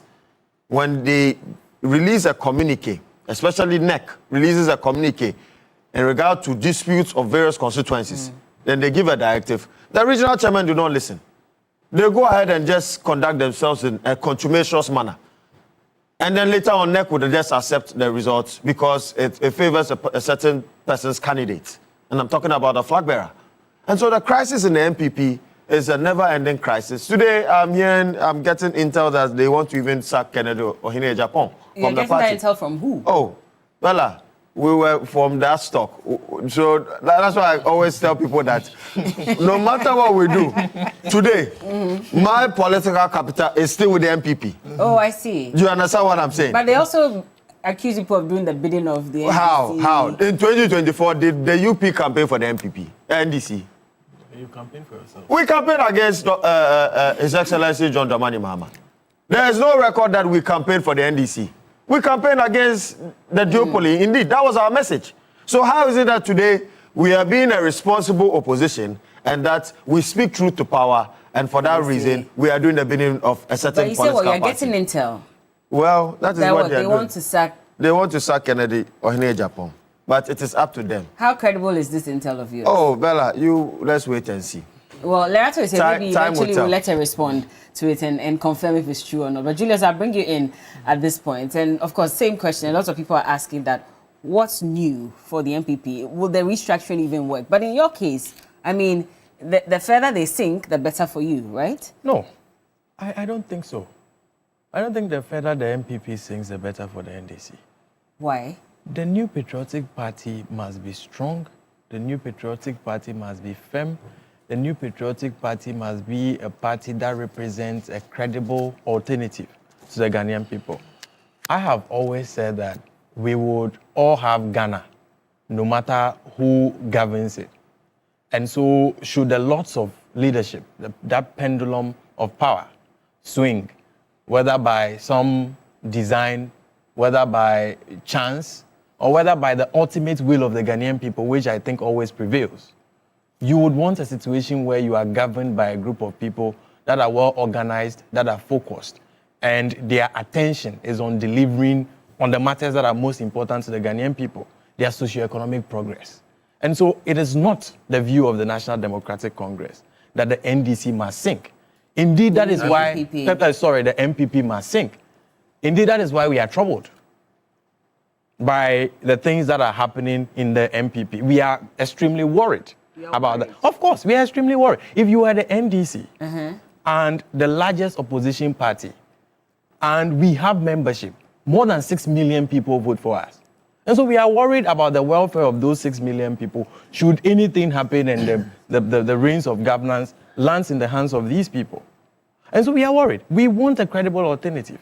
We are not a political party who thinks that, Ghana should have a situation where there is anarchy in all the other political parties, there is lack of leadership in all the other political parties, and we are the only ones. We want people who can hold our feet to the fire so that we deliver on the mandate for the Ghanaian people. That is why we are worried. You see, on that issue of worry, I think that there is also some factual inaccuracies on the suggestion that the MPP started their reorganization from, the polling station and all of those things, as my sister sought to suggest. That was not what happened. What happened? The MPP started their reorganization by electing the leader of party. That is the fact. They didn't start their reorganization from polling station, as my sister wants us to believe. They started their reorganization by electing the leader of the party. If you read Article 55 of the Constitution, it is abundantly clear that the organization of political parties must have a national character, and the internal organization of political parties must be democratic. Bella, you tell me how democratic the idea is that the leader of the party is superimposed before the base is organized. You tell me how democratic that is. But that's how they choose to reorganize their party. It is not a democratic process as perceived by the 1992 Constitution. The closest example in our national governance structure that would bring the picture of what they have done to you is our parliament. Let me make it clear. The Parliament of the Republic of Ghana is just like the delegate system, if you pay attention. We all go to our various polls and elect members of parliament. To preside over that parliament as leader, those members then in turn elect a speaker of parliament. Bella, perceive a situation where on January the 7th, December the 7th, right, of any election year, we elect new sets of parliamentarians. Or even before we elect new sets of parliamentarians, the outgoing parliament decides that we will elect a speaker for the next parliament. How democratic is that? How would you react to that? Now, bring it to the New Patriotic Party. Do you realize that's what happened? Do you realize that's what happened? A leadership configuration, a structure which was elected in the previous reorganization, the previous election of the MPP. Then right after they lost an election, they decided that that structure should remain and elect the leader into the next contest before they now begin the reorganization from the base. You see that comparing it to the parliament situation brings a picture to you clearly about how very undemocratic that very exercise is. Beyond the fact that that very exercise is very undemocratic, my greater worry is the fact that that exercise defeats some of the functions and purposes of political parties. Political parties are to amalgamate and aggregate interests. They are to put views of people together. And those views eventually culminate into the very ideas, policies, and propositions that the leader of that political party is supposed to present ultimately to the Ghanaian people to decide. In doing that, the very organization of the party itself aids the process. And so, for any interest, for views, for policies, all of those things to be amalgamated, then there must be room for debates and there must be room for dissent. Do you know what happens if you create a situation where the ultimate person that must carry the idea is put ahead of those who must express their views for him to carry? Room for dissent wiped out completely. Because you cannot dissent against the leader of the party and survive. It is my view that in a proper organization, when political parties are properly organized, so we get to the ultimate point where the leader, the front runner, is selected, everybody must unite behind them. It doesn't matter whether it's MPP or NDC. Anyone who does not unite behind them for that purpose, it is my view that they should be axed. But when you don't organize the process in a way where the dissents come, the views are amalgamated, so that the person who ultimately gets the nod is holding all of you your views, such that anyone who wants to curtail that process you can ask, then you've destroyed the whole thing. That is essentially what the New Patriotic Party did. And you know why they did that? They did that because of the mistaken ideas they have about why they lost election 2024. But how do you know? You are not privy to their report. What report? Well, we hear them. My good sister has stated some of the reasons. That it's their collective failure, all of those things, were not united, all of those things. My good sister has stated some of them. Indeed, the leader of the party himself, His Excellency, Dr. Alhaji Mahmoud Bawumia, himself has stated some of the reasons. Amongst them, he states disunity. Amongst them, he states that utterances that were made by members of the party were used against him, Dr. Bawumia. The important thing we want to do is to now evaluate what those utterances are, which were used against him, and whether indeed the New Patriotic Party was not united ahead of election 2024. The New Patriotic Party was the most united party ahead of election 2024. They were united in their misgovernance. They were united in their arrogance of power. They were united in their lack of accountability to the Ghanaian people, so much that they have carried that lack of accountability into opposition. You have seen a situation where there were reports about the conduct of certain individuals that were essentially members of the national leadership of the New Patriotic Party, all the political parties in Ghana, by dint of Article 55 of the Constitution, must have as members of their national executives, representatives of the regions. And simply what the political parties do is that they have a neck structure. In any case, we call it neck. I don't know if it's the same with MPP. I think it will be a similar thing. Neck as well, right? It's neck as well. And part of that neck structure, the regional executives are there by constitutional dictate. It follows, therefore, that the regional chairman of Ashanti region is a member of the national executive of the NDCs. The regional chairman of the Bono region is a member as well. Yeah. We saw a situation where the then Lands Minister, Lands and Natural Resources Minister, the Honorable Jinapo, made findings about the conduct of Akunta mining. The New Patriotic Party was united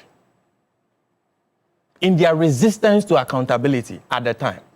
You remember, the then leader of the New Patriotic Party, President Nana Addo Dankwa Akufo-Addo, in their quest to prevent accountability, said that there was no wrongdoing, after his own minister said there were wrongdoing.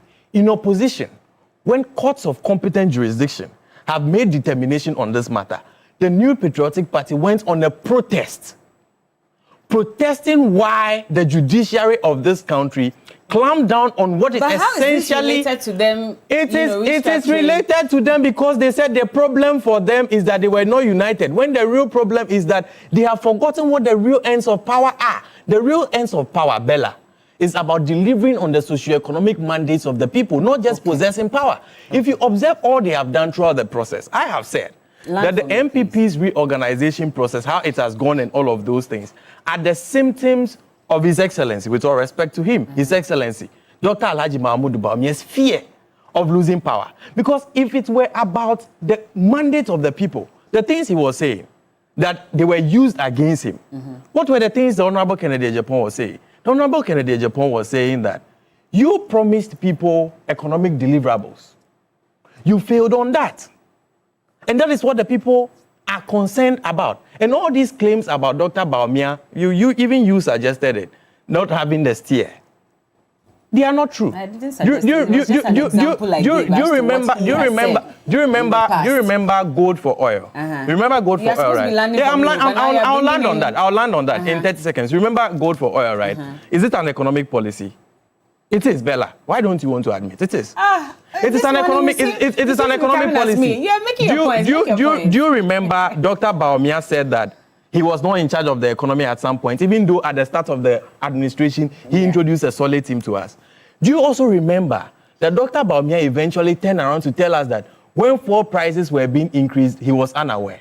The person who was superintending over a policy that was essentially its objective to reduce fuel prices turns around and tells you that he was unaware that fuel prices were being increased. The problem of the New Patriotic Party that led to their defeat in 2024 is not lack of unity. It is not anything they are suggesting that Kennedy Ejapon said. It is the realities of the fact that the New Patriotic Party has forgotten that the ends of power is delivering on the mandate of the people, and their reorganization effort does not take that into account at all. That is why they are approaching it this way. So I don't see them having any credible alternative so far. And we in the NDC, we are extremely worried. I see. So you've conducted your research, you've gotten your findings all in we are extremely worried. Let me bring Bracco in.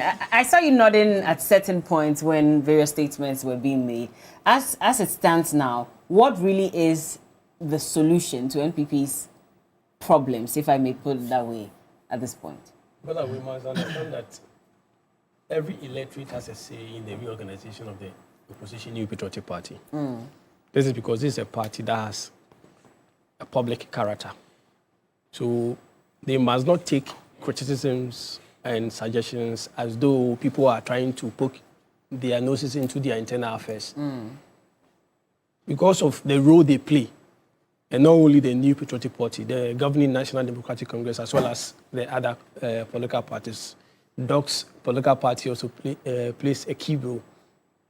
But, Bella, MPP's biggest problem is not a shortage of leaders. What is it? It is a shortage of leadership that can convince Ghanaians that this party has learned from the mistakes that resulted or contributed to their pathetic defeat in 2024. And that is the perspective they must operate from. So say it again in case they missed it. So it's not a shortage of leaders. It's not a shortage of... The MPP's biggest problem currently is not a shortage of leaders. But it is the shortage of the leadership that can convince Ghanaians that this is a party that has learned from the mistakes that contributed to its pathetic defeat in 2024. And I think they must go into the October 3rd election with one question, that we are going to elect a team that can build or rebuild MPP into a party that Ghanaians want to vote for again. Not merely a political party that its members are enthusiastic about. But you've seen the regional elections take place just this weekend. Did you see any signs of them wanting to fix that problem, even with the people that they elected into office? The thing is, sometimes when you talk about this, they say, we have elected someone, we have elected people we want to elect, but they've forgotten that it's not about an internal contest. It's about whether or not the people you've elected can appeal to the larger public, the Ghanaian. That's why I say that the real test is on October 3rd. But November or December 7th, 2028, that is the real test. And, Bella, I have yet to see a remorseful political party. I've yet to see a remorseful MPP. Okay. I'm expecting the New Patriotic Party to approach the whole conversation from the perspective that we acknowledge the mistakes we made within the space of 8 years. We've learned from them. And here's what we will do differently. The conversation must start from there. But trying to ignore this bit of accountability and assuming the usual opposition rhetoric will not help matters. Because today, the people who vote in 2028, they are IT savvy. And they are not connected to the traditional political party, whereby you say, oh, I'm an MPP. So whether you like it or not, you vote for MPP. Or I'm an NDC. Whether you like it or not, you vote for NDC. These are people who are questioning, what are you bringing on board? And as to whether or not what you are bringing on board will help me. So my suggestion to them, Bella, will be to de-emphasize the achievement of Akufo-Addo and now talk and get put on an intellectually curious posture, one that will propose economic and political advancement, things that will move the country forward. It's not about attacking NDC. And the usual these opposition rhetorics, attacking NDC left, right, center. No, that is not the position. Ghanaians have gone beyond that. In fact, the vehicle is long gone. Bella, the vehicle is long gone. And the MPP too must ask themselves one thing. You know the issue of, Chemawun to me is one of their foremost contestants. Well, he's asked his team to file. Yes, and I've heard that they said for him. if he's not even released, they will go and invite him in at Insamam. Are they serious about that or they're joking? No, it was a suggestion I heard in the media that Okay. people are saying, but they must ask themselves one question. Whether they want a national chairman who is saddled with significant legal controversies, who will be an obstruction, or whose issues will obstruct the party from its own 2028 message. This is one question they must ask themselves. That is not to say that they must evict or they must remove Chemawun to me. But this is a question that the electorate, those who will be heading for the October 3rd, should ask themselves. That they are in for the long haul. Or they want somebody whose controversy, because we know Chemawun to me has a string of cases hanging on his neck. Beyond the one that has led to his conviction, he has two other cases. Exactly. We don't know what the fate may be. But if the cases drag on, it will definitely have a toll on their political message or messages heading into 2020. So they must be careful. Okay. So, Bella, I want to see the MPP engaging in an honest internal assessment. You're not seeing that? I've not seen that. It's like they assume that everything is over, or they assume that Ghanaians have forgotten what happens. The thing is that, well, I have always said that you can't just say no party did anything at all in government. But sometimes you look at the good side and the bad side, and the things that they fail to acknowledge. And across the table, we've itemized Julius, Doc, and even my friend from the New Patriotic Party. I've eruditely itemized some of the things that we will expect the New Patriotic Party to acknowledge going forward. For Ghanaians to be convinced that this is a party that is now remorseful, this is a party that we should consider. But if you take things or address things as business as usual, as though nothing has happened, then you are not communicating to the people. So, Bella, we want them to organize themselves in a fashion that will contribute towards the democratic constitutionalism of Ghana. And they must understand that everybody has a say in their reorganization. The governing National Democratic Congress, the UP, Convention People's Party, any other political party, they have a say. Even the electorate, those who are yet to become electorate also have a say. Because if you are seeking the mandate of Ghanaians to take or to decide the welfare of Ghanaians, they must also dictate how you go about it. So they must get it right. Okay. Well, a lot of messages coming in as well. I've missed a few of them, but a number of you are saying that today's word for the day is amalgamated. I think based on what Julius had mentioned earlier. But, okay. Someone says, Lawyer Braco Paris is winning my heart today. I saw that earlier. I was trying to read it, but the messages keep coming up. But, okay, I'll leave these messages for now. I want us to go into our second topic for today because, you know, we don't have that much time. But I'll let Lerato just respond to a few of the concerns very quickly so we can get into our legal vacation conversation. My brother, it's not that the MPP is not open to suggestions or recommendations. But I believe that if you also step back and look at what is happening, rather than what you expect to see, probably you see things from a different perspective. Because some of us have been part of the process till the regional bit. There are a lot of things, a lot of discussions. We are a political party. Most of the things you push are your strategies. You don't put them in the open. That is why we don't even have the Mike Okoye report as a public document.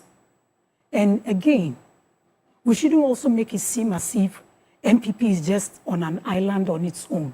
The people we are living with and talking to, including the people who have been elected, are also Ghanaians. They are also electorates. So let's get that in that context. My brother, Julius or Dr. Ramsey, okay. I got a bit sad with your fundamental statement that Dr. Bawumia can never be president. The faith we believe in abhors us from playing God. And if I were you today, I'll be saying Astaghfirullah the whole day. You'd say what? Nana Astaghfirullah. Okay, it's a prayer, okay. He understands. Okay. The whole day. Look, what wasn't said about President Akufo-Addo to the extent that he said he can never be president. Our wishes are not the will of God.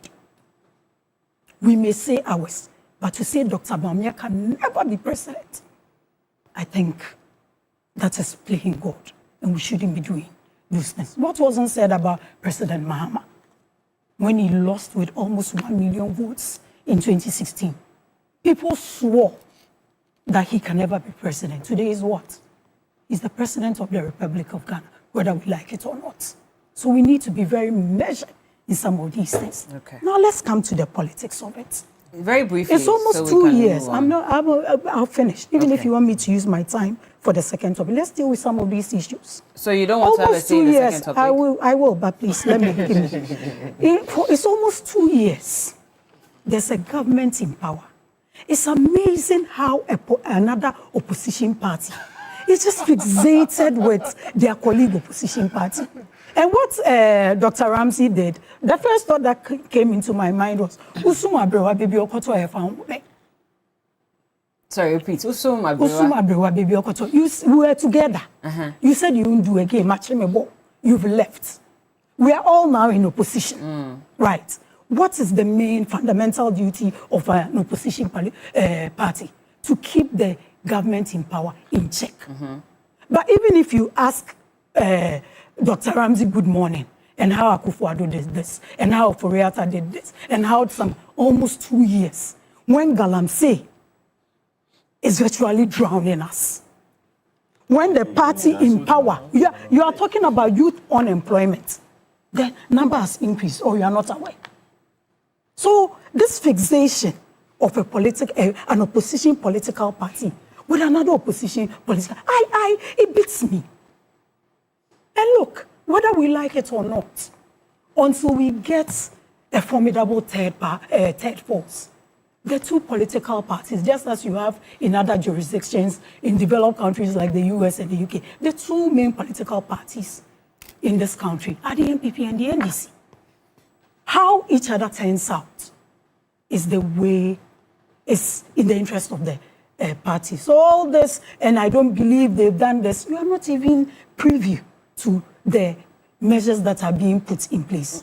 A political party, it has intel from knows, where? So he says he has more intel than me sitting. To oust That's a blatant Kennedy lie. Ejapon. That's a lie. It's not true. It's never been discussed. Whoever is giving you this intel wants to embarrass you, my brother. And you need to be careful. How can you even say we are going through a reorganization process and you, Julius, my brother.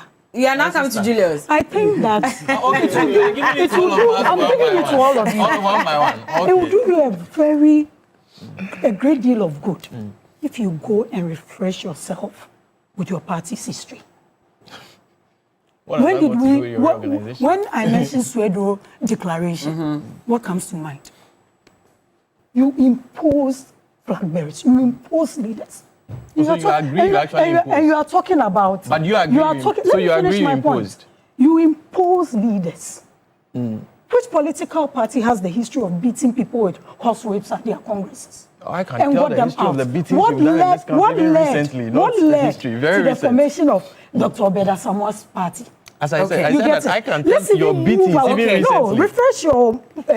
recently, Okatachi Afrifa. Even recently, you were beating Okatachi Afrifa. I can tell of your beatings recently, not history. I was quiet when you were talking. I know, but... So, Julius, in recent times, ministers are fighting for the very first time in this country. Ministers are accusing the finance minister. NDC has been beating, but I'm saying that you have been even recent. Okatachi, I don't know if his neck is okay as of now. Let's get this arrangement of party structures well. A flag bearer leads a party to a contest. The party structure, the administration of the party from the polling station to the national level is the elections we held. The officers, they have a mandate of 4 years to run the party. So when we are talking in the context of elections, and I start from the polling station level, that is it. But it goes all the way to leader. You get it. That is it. Until when we did the amendments of our constitution, the leader of the party reversed to the national chairman outside, but after elections. The leader of the flag bearer is the leader when they are flag bearer. When does the tenure of the flag bearer end? Okay. It ends after the election. So you don't put them in the structure of the party. And all right, Leratu. And you see, let me allow them a minute each so they can respond. I am sick. I go and I define I go and tell the doctor what I'm feeling. Then you are sitting outside and I'm saying my head is aching, and you are telling me that it's my leg that is aching. That is what Julius is trying to do. Well, if the ache affects the rest of us, shouldn't so we all I be think, my dear brother, if the disease is contagious and it can affect all of us, I've had a lot of comments. You see, it drags when I'm talking and you keep interjecting. I haven't interjected. I'm just I had my niece just send me a message that she hopes that Auntie Bella will allow me to flow. Tell your niece that we're working with time. I was very fair to you. In fact, what you did was direct at MPP. So actually saying, you addressed all of us. We didn't interrupt you. We don't have the time. You did, Julius. You did. You did. Just chip-ins. They are not interruptions. What is interruption and chip-ins? Let them come in. Refresh your mind. In your case, we don't need to read history. You are still beating people now. Refresh your mind of your party's history before you come. Thank you. I know you say it's unfair, but I'll give you each a minute to respond to this so we can move on. Sure, that's fine. Fella, my sister sitting close to me, I believe, has a staunch faith in Islam, as I also do. And indeed, she invoked the name of God this morning. And as a Muslim, let me refer her to Surah Al-Nisa 4:135. And it says, it commands believers to stand firmly for justice and truth as witnesses for God, and even if it goes against themselves or close relatives. Surah An-Nisa 4:135, verse 135. As a Muslim, I have to speak the truth, even if it goes against my own relatives. Dr. Mahmoud Bamia is a Muslim as myself. And so if he is not credible, is it true that he was the head of the economic management team? Is it true that he brought in the gold for oil policy? That COPEC said that it did not really solve the fuel hikes at the pump. And for that matter, even we lost 2.15 billion Ghana cedis at that time as a result of that policy. Is it true that this candidate of yours was caught up in a whole scandal and, I mean, a whole issue about his management of the economy, that he ran away from the economy and now profess to be a digitally savvy candidate, indeed an IT specialist? For that matter, he promised Ghanaians in 2024 that he was going to take Ghana into the 4th industrial revolution. Bella, one call class 1, one call class 2, one call class 3, class 4 now Obeko. Okay. To it, we have failed to even tackle the 1st industrial revolution. 2nd industrial revolution, we are nowhere close. 3rd, we are nowhere close. And then you are promising the people of the 4th industrial revolution. I mean, how can you trust such a person? And so, my sister, even if the truth goes against Dr. Mahmoud Bawumia, as a Muslim, it is my duty to speak the truth. Lato, please. And I said that he is not credible as far as the management of the economy is concerned. And indeed, what he subjected this country to and the Ghanaians into, for that reason, people have not forgotten. And I don't think that people want to have such a person lead them in the Jubilee House. That is my statement.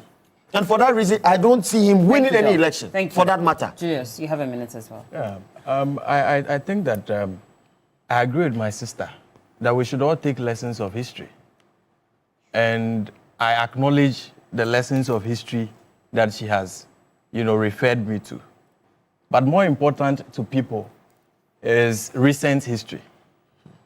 People are more concerned about their recent history than times past. If I stand up today and I'm telling people the history of this earth in 1200 or 1900, they'll be less concerned because there is a lower chance of that history affecting them than recent history.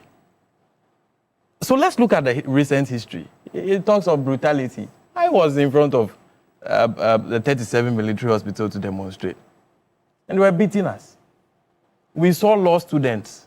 All they were asking was a fair system. They were being beaten. Even recently, in your own reorganization, Okatachi Efrifa is one of the voices that now supports you, even though recently he told us that Dr. Bawumia does not qualify to be president and all of those things. Then now he's back in your stock. Yeah. You were beating him. You broke his neck. So when you are talking about beatings and all of those things and you want us to look into history, I think the more recent history is more concerning to the Ghanaian people. And about whether Dr. Bawumia should ever become... told you party people beat him. Oh, we saw Okatachi Efrifa fighting over party internal election issues. Later, his neck was broken. We all saw it with our own eyes. Unless you want us to deny what our own eyes are seeing. And he told you party people beat him. Then away from that, on the issue of whether Dr. Bawumia will ever become president and all of those things which you were referring to my brother, I would not disagree with you on the view that we should not play God. But what I want Ghanaians to pay attention to is that who becomes president of Ghana is always the ultimate will of the Ghanaian people.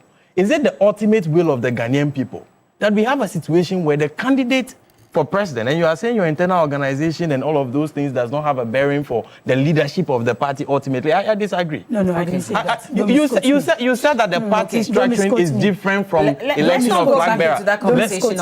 Please, Laura. You said that the election of the leader of party is different from the organization of the party structure. When did I say that? And that is why you said you started from the the polling station. When did I say that? Let me wrap up. At least you give me that, right? You're right. It does. It does have a concern for it. So if you have that individual against natural reorganization of the party, especially when there are questions as to the say of the people, when you register new members, they have a say at the branch level. Those new members must have a say who become branch executives. They must have a say who become constituency executive. And those constituency executives have a say who becomes flag bearer. Julius. It is in the amalgamation of those interests that you give a chance, a stake to the ordinary member of the party to determine ultimately who leads. You deny them that, Laura. Points made. You deny them. Points made, Julius. You deny them. The ordinary NDC MPP member today did not have a say in Bawumia leading the party because of how you organize the party. We'll stay on this topic. Admit it that you deny the ordinary MPP member a say in how Dr. Bawumia is elected? Thank you. Council. You deny the ordinary member. You do understand. Briefly, You do understand. You understand. Briefly, please allow council to come in. You know, what I hear the MPP say is we are back, vote for us. But I think it's more simplistic. So, what, like we've all suggested, I just want them not to be too apprehensive, particularly when we target criticism or criticisms are targeted at them. It's like I said, it's just to rebuild, reshape them into a formidable political party that Ghanaians would want to entrust or give their confidence to again. So, Bella, they should not be apprehensive. Let's make progress. We can criticize the governing National Democratic Congress, and we do, because we are entitled to. We pay tax to government, so we do. And in the same way, because it has a political character or a public character, we also must direct. In the same way, we can also criticize UP. And we can also criticize the MPP. Of course. Exactly. If they are not getting their internal mechanisms right. So, Bella, that's what I'll just say about it. I'll start off with you with the legal vacation, because, of course, we know that as it stands now, the courts are on break. Bella, the Supreme Court, the Appeal Court, and the High Court. But Julius made a statement. Oh, Lerato, no, we cannot go back, Lerato, please. He said, let me call for the SOT.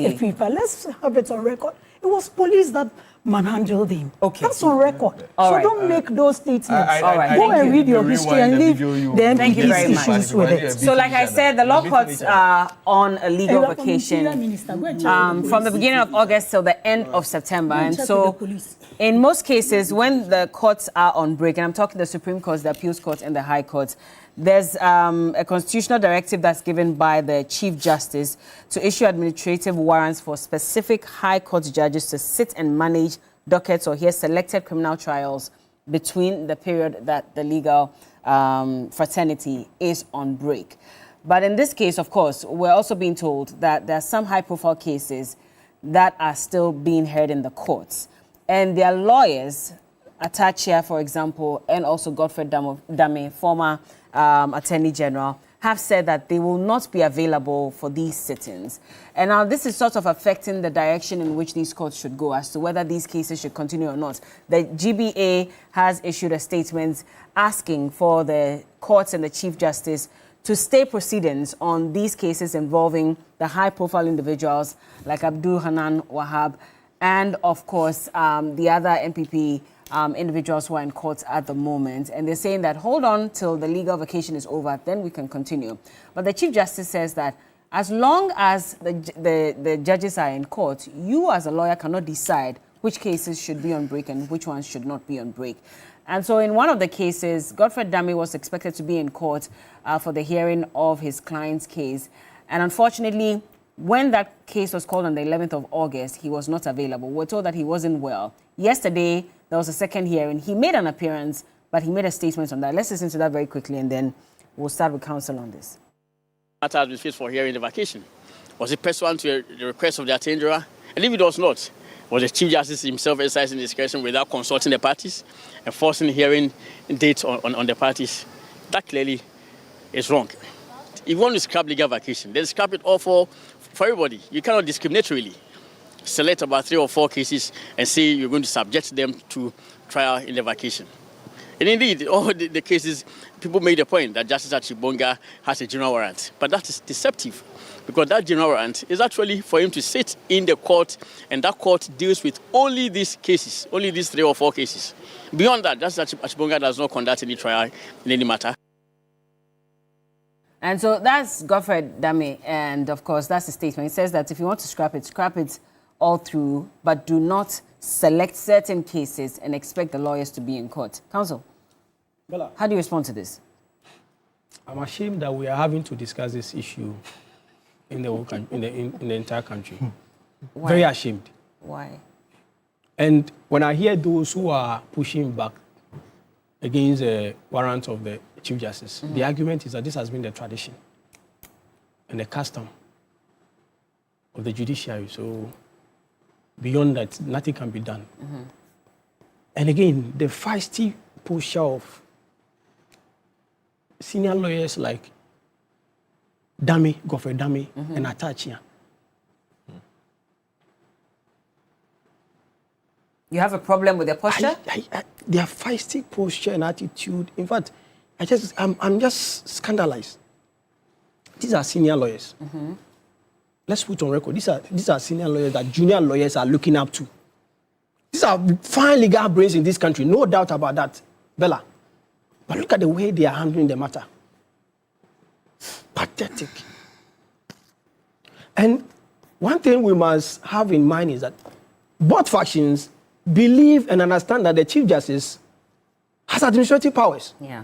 Emanating from Article 1254 of the 1992 Constitution, which said powers had been pronounced in Order 79-1 of CI 47. But all that I hear them say is that when you go to Rule 4 of Order 79, it lists the holidays, the 3 holidays, including 1st August to 30th September. So because of that, the Chief Justice must subscribe to that. But they've forgotten that Order 79 Rule 1 says subject to, and even Rule 4, the opening provision of Rule 4 says subject to Rule 1. So subject to the authority of the Chief Justice to issue a warrant for a cause or matter to be heard. And you see, surprisingly, they are saying that during legal vacation, all that the selected High Court do is to hear motions. But they've forgotten that Rule 1 says the Chief Justice can issue a warrant for a cause or matter. What is a cause or matter? It could be trial. Okay. So if the tradition has been that vacation court only hear interlocutories, applications and motions, does it make it the rule? Does that make it the rule? And I've heard people, and you see, and what surprises me the most, Bella, is a statement issued by the GBA, the Ghana Bar Association. That rather? And the Ghana Bar Association attempted to, in fact, evolve its own statement around Rule 4. And they deliberately left Rule 1. Only Rule 4. Intellectual dishonesty. So it's like the way some people pick a portion of a statement, then they run away with it. And they've forgotten the context. That statement was made within a particular context. Bella, I'm saying that these people are not people worthy of emulation. Because you see, when the Chief Justice issues a warrant and you have issues with, you can't sit in the comfort of your room and be citing Article 23 and Article 296 that the warrant issued by the Chief Justice is onerous or is capricious and unreasonable. And there's this misconception, Bella, that, and some lawyers, I don't know, unfortunately, they bought into that you can conclude that someone has breached Article 23 and 296 without going to court. Decision as to whether or not an act or decision breaches Article 23, Articles 23 and 296 amounts to what? A judicial decision. It's a judicial decision. I've said that, Bella, I've said that this is a judicial decision that must be determined by a court of competent jurisdiction, not any individual, not any lawyer.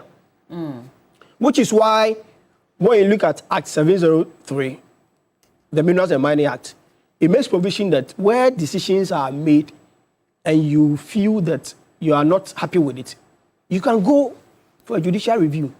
You remember the Aston Cubic case? Where the license was revoked and they had to invoke the jurisdiction of the High Court for judicial review. So you can't sit in the comfort of your room and say that, oh, the warrant issued by the Chief Justice. And the misconception too is that, Bella,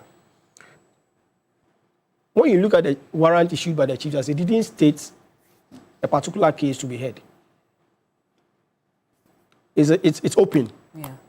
But because these two judges are already seized with some of these cases, the understanding is that they will continue hearing it. But the thing is that a decision as to whether or not the case must be adjourned is subject to the discretion of the judge, together with, in consultation with what? The parties. That is the two lawyers. So is it a given that Justice Achibonga will hear the trial throughout? And I understand some of the cases, they have one more person to cross-examine.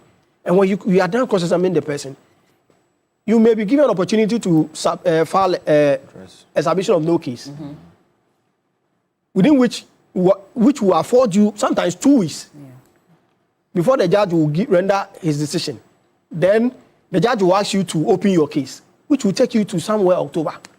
So what stops you from going to the judge, appearing before the judge, and telling the judge, my lord, under the circumstances, we may not be able to do, but you are in the media attacking the Chief Justice. So for example, Kojo Aponkruma has filed a lawsuit, right? That is... And in his case, let me just read what he says, because he is rather asking questions about the discretionary power of the Chief Justice. So I'll just read what he says. He says, the plaintiff readily acknowledges that the office of the Chief Justice occupies a unique constitutional position as the head of the judiciary and is entrusted with broad administrative responsibilities for the effective and efficient functioning of the courts. However, he says that the Constitution does not recognize absolute or unreviewable discretionary power. Every public authority, including the Chief Justice, must exercise administrative and discretionary powers in a manner that is fair, reasonable, transparent, non-arbitrary, and consistent with the Constitution. So that's where he has a problem. Does he raise a valid point? Bella, he has rightly exercised his right under the Constitution. And he has invoked the jurisdiction of the Supreme Court for pronouncement to be made under Articles 23 or 296. But the others are in the media, pronouncing the warrant issued by the Chief Justice to be onerous, unreasonable, and capricious. Why can't they go to court? And I'm saying that a decision as to whether or not an act or a decision breaches Articles 23 and 296 is a judicial decision, which must be determined by a court of competent jurisdiction. You can't sit in the media and be speculating. Okay. So, Bella, the people are addressing the issue the wrong way. If you have issues with the warrant issued by the Chief Justice, the appropriate forum is the court, not be in the media to bastardize the very profession that you are seeking clients. When they go to court, they are the same ones who say they are on vacation, yet they are going to court to go and now seek review of a matter. Can you imagine? Let me bring Larato in. So, do you agree then that for the likes of lawyer Tachia and Godfrey Dame, they should rather go to court to seek a review on the matter instead of speaking to the media and creating a monster out of something that shouldn't be? I mean, ideally, I'm not a legal person. So some of these conversations we are measured in saying, in contributing, but and once we are within the space and we all get the education in these conversations, we have opinions, and as a political party too, we have our stance on these things. When you make it about lawyer Atachia and Godfrey Dame, then you are mixing the bigger picture. This conversation is within a legal remit, and you can also put it in a, what has been the convention be, and where is the fairness? Those three contexts. Yes, there's nothing illegal about courts sitting or certain activities of the court going on during legal vacation. Then you come to the next step. What has been the convention? Braco being the legal person around these people, I don't know if there's another lawyer, mentioned what previously has been the situation. Then we come to the fairness bit of it, which is raising this whole conversation. One of the key issues that has been bedeviling us as a country when it comes to the justice system is delay. No one. What the discretion the Chief Justice is using now are ordinary Ghanaians in that context also benefiting from that discretion. So that brings me to Honorable Aponkroma's suit. Are we changing what has been existing? Is legal vacation losing its essence? Do we want to change how it works? If we want to change out how it works, then let's institutionalize whatever we are introducing now and use transparent rules to do it. But when you look at it, and you see, a person is not judged based on what they do just now. I can't just meet Ramsey here and just assume that a decision is taken now. But look at how this government and the judiciary has run from the beginning of 2025. from the removal of the Chief Justice to the granting of nolli prosequa to past government officers who are members of this current, the party of this current government, to the decisions that are being taken by the CJ. That is where you also bring in the fairness question. Yes, I mean, when you say it, also you don't want people who've stolen Ghana's money to be jailed, but it's expedition justice. The same way you can expedite a case into injustice, that's the same way you can delay it into injustice. So we need to be transparent. Is it time for us to move from the discretion of a CJ, looking at how things are being run, to institutionalizing this process with transparent laws, or we still want to keep it at that? And I think that now that there's a suit for this to be clearly put in perspective, we all need to follow it and do. But making it about the individual lawyers misses the point, if you ask me. You asked a question that is expedition justice. Expedition I remember is not that James necessarily Jachikwesin's case, for example. Yes. Was that not expedited as well? Because there was a sitting, every day or so, right? When was and that? there were concerns about that and the fact that the case was expedited. I don't think I heard... When was that case the finished? NPP, yes, but I don't think I heard you raise a question about whether expedition is equal to justice at that time. So what makes it different When at was this that time? case closed? Yes, but what makes it different? Bella, I'm asking you a question. When was the case I've asked you a closed? question. You've not responded to that, but you're already When was asking me the another case closed? question.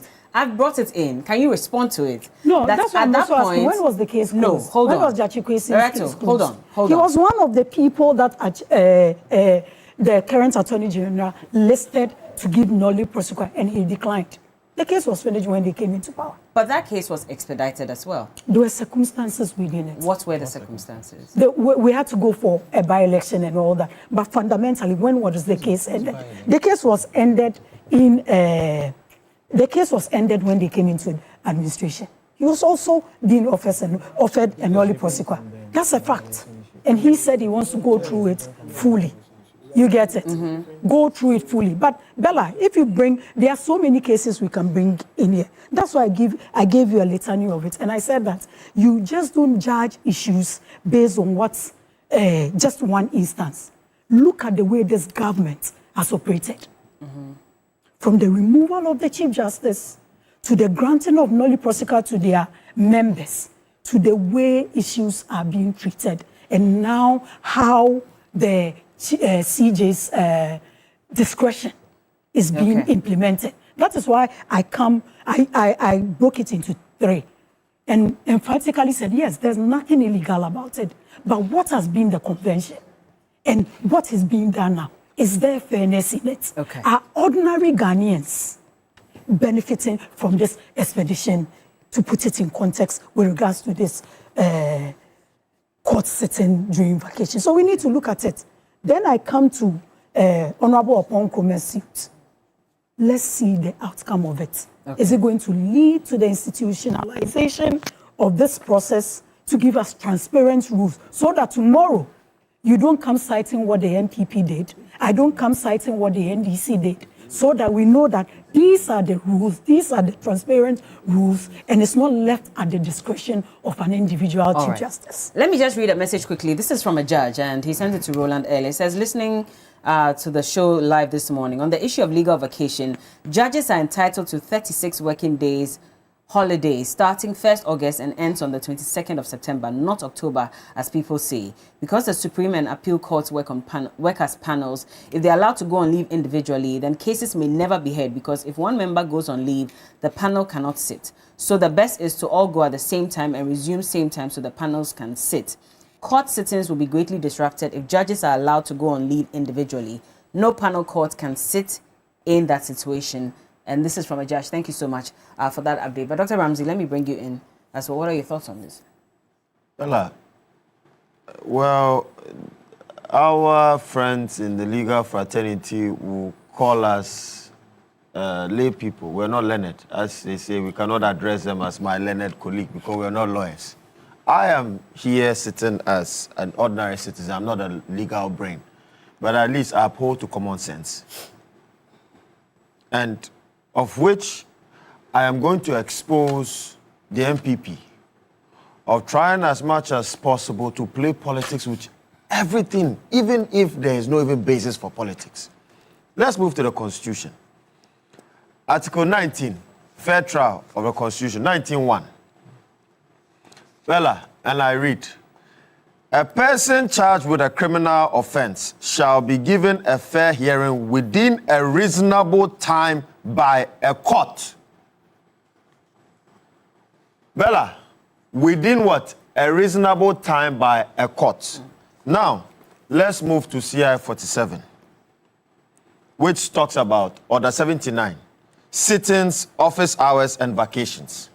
So this is within that context of a reasonable time. And Bracco did highlight some, but I want to link it to the Constitution so that we settle this matter amicably. I'm not a lawyer, but at least I appeal to common sense.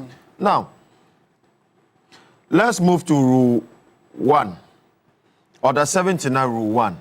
It says, subject to the Courts Act, 1993, Act 459, as amended, the Chief Justice may appoint any day, including vacations, for the hearing of causes or matters as circumstances require.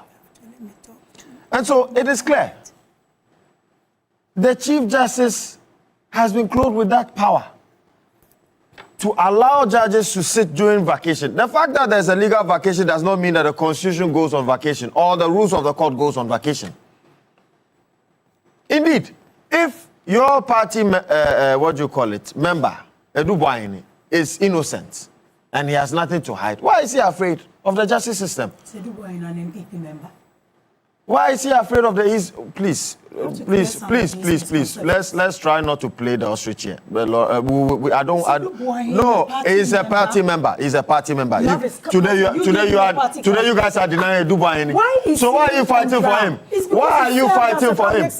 Why are you fighting for him? So he's not a member of the party. He's not linked to the MPP. Is that what you're saying to this morning? Please, that is not true. That is not true. No, but is he an MPP member? He has his party card. You are denying him today. No problem. Okay. Let's move on. Let's move on. But he's not a member. That's don't what worry. Don't worry. You failed to answer that question. Let's move on. No problem. No problem. No problem. No problem.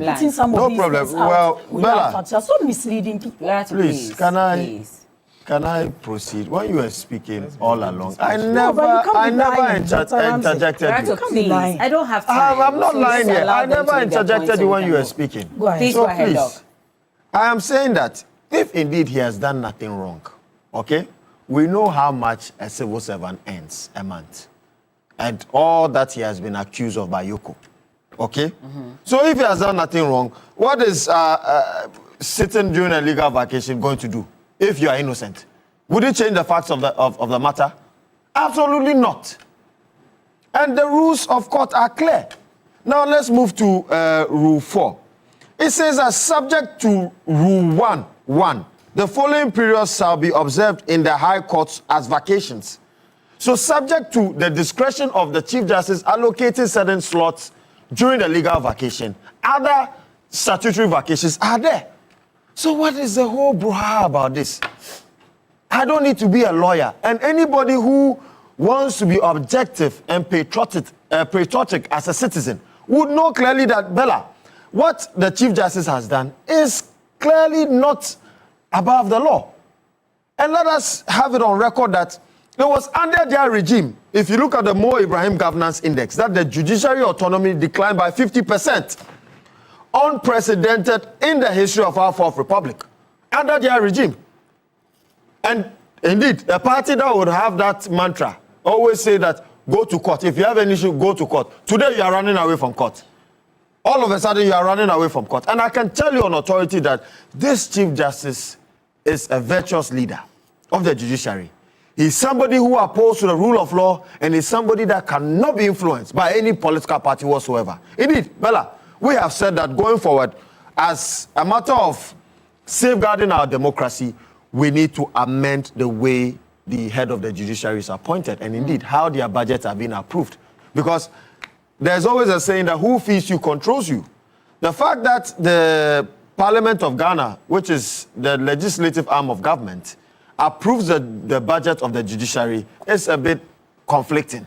Okay. So we are hoping that in the new constitution, there will be some form of independent mechanisms that can be used so that the judiciary would have its own budget approved by itself. Okay. The CJ, in place of our current unicameral parliamentary system, we have to adopt a bicameral parliamentary system so that we would have independent actors and non-political actors that would appoint heads of independent constitutional bodies and indeed the head of the judiciary, so that it will not be the sole prerogative of the executive, as we've seen in our Fourth Republic. Okay. Okay. Director, please give Julius some 5 minutes as well, so he can also touch on this, and then we can go, please. I know I've eaten into time, minutes. but... Anyway, no, and my producer says you can go ahead. Good. I will proceed from a very important question that my sister Laura too asked. She asked, and I noted it down, that are the ordinary Ghanaians benefiting from the way the Chief Justice exercised that discretion? And the discretion in question is a discretion to warrant certain courts or judges to sit during the legal vacation. You see, I think that years of being in power may have, and I'm choosing my words very carefully, may have left my good sister blinded to the real sentiments of the Ghanaian people, and I pray that I don't get there. The reason is because if you follow the sentiments of the ordinary Ghanaian, they believe that we politicians are all very corrupt people who are unwilling to prosecute each other. And they believe that we are unwilling to do those prosecutions at a pace that will enable people to face accountability. So the critical question which my sister asked, whether or not the ordinary Ghanaian will benefit from the, the discretion of the Chief Justice and how it was exercised. Please, the answer is yes. The Ghanaians want accountability from people who are being accused of essentially using the public mandate for their private benefits. The Ghanaian people want that accountability. And so if you think that the Ghanaian people do not want that accountability, you should face them and tell them that the accountability they want from the so-called political class, as the Honorable Afenyo Makin likes to say, you think it should not happen at a pace that will enable them to get their answers. You should face them and tell them that.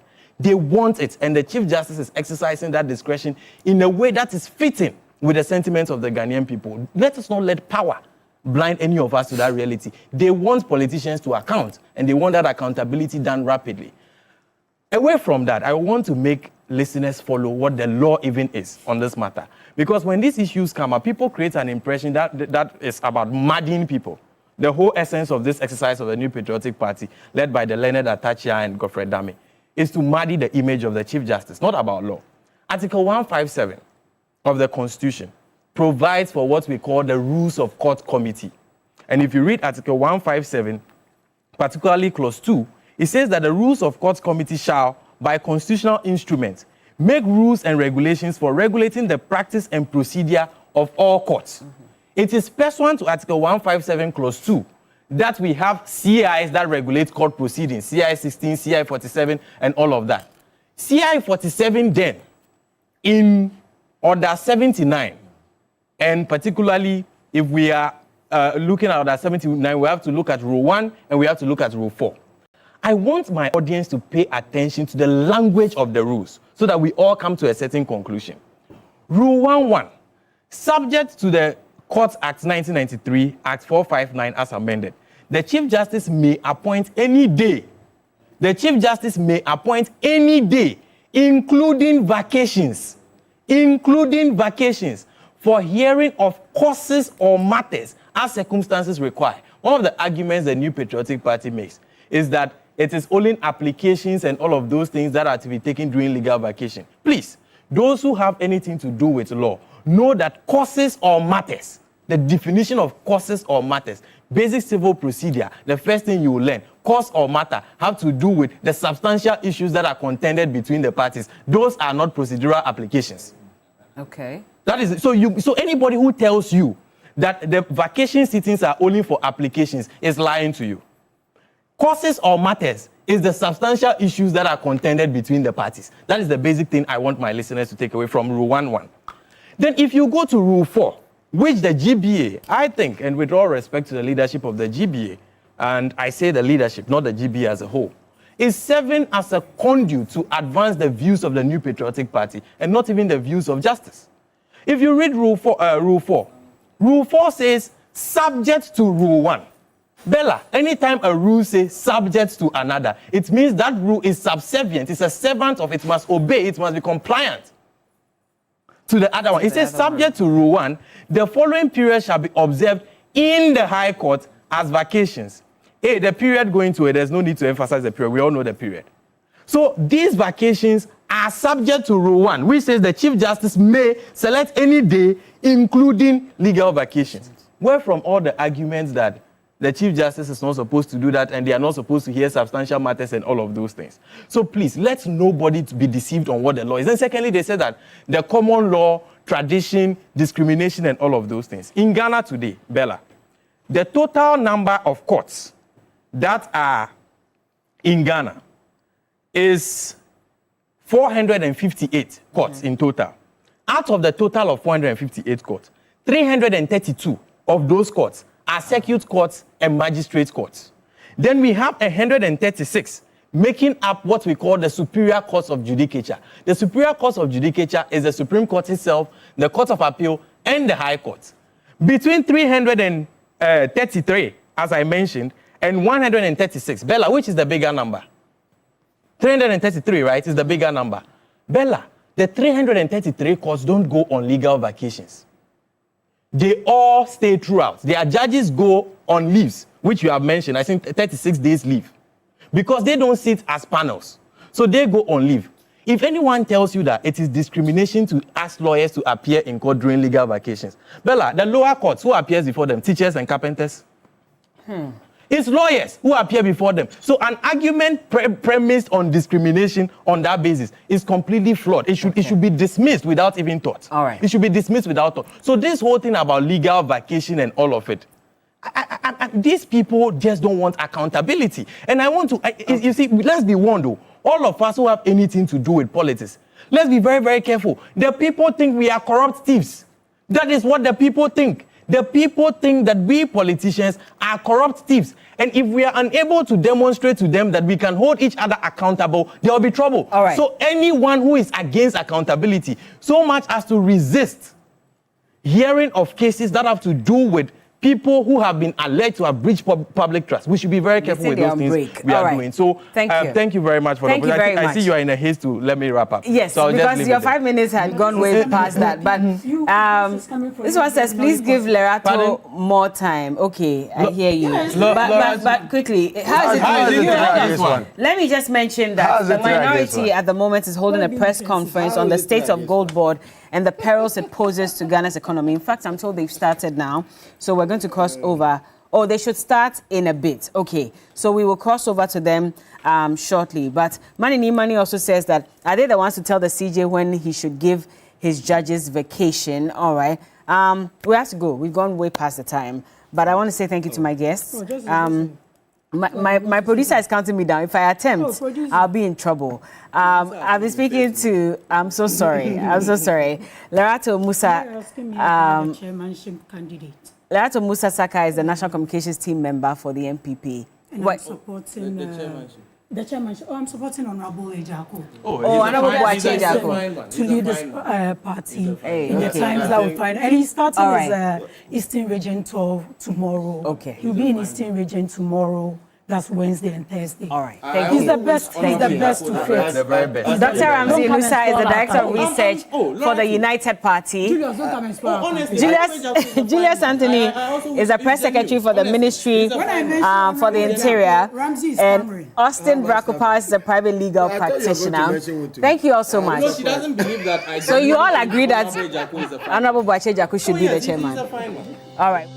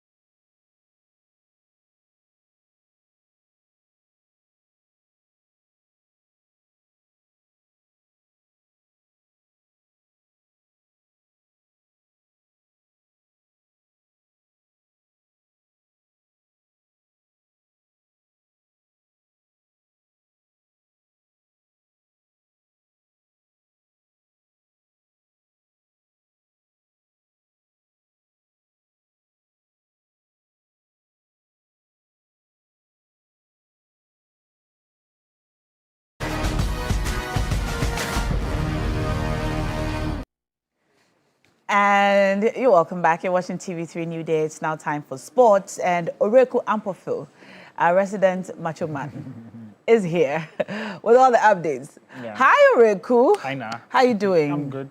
I like How the are you? hair. Thank you. very Yeah. much. It's been a while. It's been too long. It's been too long. Great to see you again. Good to see you. So there's good news coming from Cameroon. Yes, for the first time in their history, Yeah. they won the Women's Africa Cup of Nations. And as expected, I mean, they won in Morocco, but back in Cameroon is where the real celebrations were. Right. They are back home after winning it on Sunday. And they've basically just been going around on a tour, had the chance to do a little bit of a parade, went around with the trophy across Cameroon itself. And then they are now, showing it to dignitaries. That's the trophy, the Women's Africa Cup of Nations trophy. They're also showing it to Is dignitaries this gold in the country. or silver? It looks silver. I think it's a bit of gold, but I do get where the silver is coming from. It does have that whitish look on it as well. But the trophy was changed 2 years ago. Okay. Yeah, and I think it looked really good and unique.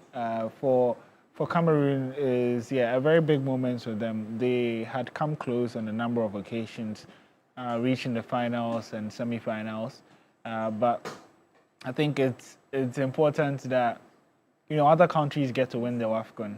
Nigeria have won it 10 times, and it's more or less it was becoming a monopoly. And so it's good to see the trophy go around, and Cameroon are going to keep it for at least the next couple of years whilst we wait for the next Women's Africa Cup of Nations. How many times have we won it? 0. Been to the final 3 times. We've never won it. Never won it, yeah. And this year we were close. Not as close as last year. As last year. Yeah, but we're still quarterfinals. Yeah. Potentially 3 games. Who kicked us out? Malawi? Yes, and they went to the final and lost to Cameroon. So, okay, that's nice. Very nice. So how are we doing in our aspirations to enter the Women's World Cup? Ghana is still alive. That's the most important thing. Okay. They've moved on from the continent now to the intercontinental. And so they are in pot 3 for the draw. They're going to play 3 games. You'll be in a group setting. You cannot face a country from your same confederation. So they cannot face South Africa. So potentially, they can also face Ecuador. And so they might be facing countries like Papua New Guinea and all of that. The teams itself, so they have to play these 3 games. And then if they finish top 2, when the draw is done, we'll get an idea of who the 3 teams that they have to face is. But if they finish top 2, that's when they go to the final phase, where they would play a one-off match against one of the countries. It could be the UEFA team that falls from Europe, doesn't qualify automatically, and so needs the playoff. Or it could be the CONCACAF country as well. And so, I mean, nothing is really certain at the moment, but there are potentially 4 matches away from the World Cup, which won't be easy. Difficult, it'll be difficult, But we keep hope alive. Indeed. Yeah, it's football. Anything can happen. Yeah. Anyway, let's talk about the Black Princesses. Yeah, so I mean, it's still women's football season, and after the WAFCON is the turn of the Black Princesses, who themselves are currently in Poland. They arrived over the weekend, and the thing about the Princesses is that qualification to the World Cup has never been a problem. It's always about potentially going past the group stage. They've qualified 8 times, never got out of the group stage. And I think for them, that's the real target now. And they, as I mentioned, they're already in Poland and have met some dignitaries, including the Ghana's ambassador to Czech Republic, that's His Excellency Teresa J. Mensah. Now she welcomed the Princesses to Poland ahead of the competition, which kicks off early September. It's good to see them go very early, at least 2 weeks before the start of the tournament. I think that would give them enough time to prepare, and then we would see what comes out of that. I think essentially Ghanaians are hopeful that finally they'll be able to, break that dark, because it's been very, very long, and I don't know. It just feels like whenever they get to the world stage, they forget how to play. It's not even a case of they came very close and they could have qualified here. It's almost like they are massively beaten. Like they can concede like 12, 13 goals in 3 games. Sorry? Yeah. 13 goals? Yeah, like the matches said they lost 6-0 previously and all of that. That's a horror story. Yeah, but I think the hope is that this time will be different. And do we have a new coach? No, so that is Charles Sampson. He was the one sitting by the girls, I think, in the pictures that we saw rolling over there. Okay. But yeah, so he's also been in women's football for a few months now in Ghana football. But as I mentioned, qualification has never really been a problem. We always qualify. We've had so many different coaches take the under-20. Qualification has never been a problem. It's just about the groups. And I think if you're looking at the group that Ghana is in, if you take out France, I think Korea and Ecuador are the matches that the Black Princesses would potentially look at for qualification. France might be too strong, but I think the other two is where they can get something from. Well, we wish them all the very best. Yeah. We wish them all the very best. And I see that we have some good news from the camp of the Black Stars. Indeed, yes. And one of the players who was part of the World Cup squad, Abdul Mumin, he didn't play a single minute at the World Cup because he had just come back from injury. He had an ACL injury, and so he missed the entire season. Only came back getting to the end and played a couple of games for Rayo Vallecano. But yeah, he played in that pre-World Cup friendly against Wales, came on for about 10 minutes or so, but still made the final squad for the World Cup. Didn't play, but his contract to Rayo Vallecano had expired, and so he is one that was part of the free agents, a long list of free agents that we've seen in the Black Stars. At least that's one player now who has ticked his name off that list, and so he will be playing for Girona, who are in La Liga 2. They got relegated from La Liga last season, and he signed a 3-year deal at the Barcelona-based club. And so I think, he's one to look forward to as to how his new club would be like and how his exploits would be. I think it's not the longest of journey. He's just moving from Madrid to Barcelona now, but he still stays in Spain. Okay. And do we have any news about Benjamin Asari? Is anybody talking, making any offers? What's going on? The last update that we had from Asari was House of Oak saying that there's no price tag that they've put on him. So like basically what's been circulating that he's for 200,000 a year, like all of that is not true. And if they do get the right offer, they would sell it. But we don't know if we've gotten any offers. We don't know. Nothing so far. Are those things public when they happen, or unless it's announced, you will never know? Once there's an approach, you would always find out, because it takes a lot, and it goes through so many intermediaries and all of that. So once there's something, it will definitely come out. But it's also the case of sometimes, agents wants to get some of the news out for their players. Even maybe it might not be too true. They just want some talkability about the players and all of that. So you also have to decipher what is real. What is real and what is just for optics. So, but I think so far nothing concrete, and I think there's really no shame still staying with House of Oak and hoping for the best. It's not the end of the transfer window yet, and so I think it's not panic stations, and we'll see how it goes. Worst case scenario, he still stays with House of Oak. I think you don't want that. We do. But of course, you want to see our stars shine elsewhere. Yeah. I mean, we're happy with him at Accra House of Oak. As a fan of Accra House of Oak, I can say that we're happy with him at Accra House of Oak. We are happy with him on the Black Star squad. But it'll be nice to see him show on the international football scene. Yeah. But we wish him all the very best. Yeah. Anyway, let's go to tennis. Yes, and so, before tennis, good news for Barcelona is that they finally have their man, Rodri. Right. And he arrived in Spain yesterday evening, and he says he's looking forward to winning the Champions League, something that Barcelona haven't done in more than 10 years. And they've been chasing him for a very long time, a few weeks now, and they finally have him. Total package is just above 70 million euros, and so it's a good deal for them. They are getting the best player at the just ended World Cup. They're getting a Ballon d'Or winner from a couple of seasons ago. And so, I mean, yeah, it's definitely one that we'll be looking forward to when the season starts. And we'll see what the impact of Rodri is in this Barcelona team for this season. Yeah. All right. And I see Serena Williams and her sister. Yes. Wait, first of all, I thought Serena had stopped playing. No, so she made a comeback. She's back? Yes, she's back now. As to whether she'll compete at the highest level for singles, I'm not entirely sure. But we've been seeing her play doubles, and she teamed up with her sister playing at the Cincinnati Open. And it's the first time in 4 years that we're seeing the sisters play together. Unfortunately, it didn't go too well. Yeah, they were lashed 6-1, 6-2, 10-8 by Marta Kostyuk and Peyton Stearns. Well, that's a big win for them to beat Serena Williams and Venice. But is it a good idea for, players who are celebrated in their field, who retire or say that they have retired at a high level, come back to the sport? Because it often looks like when they come back, it's never the same. Yeah.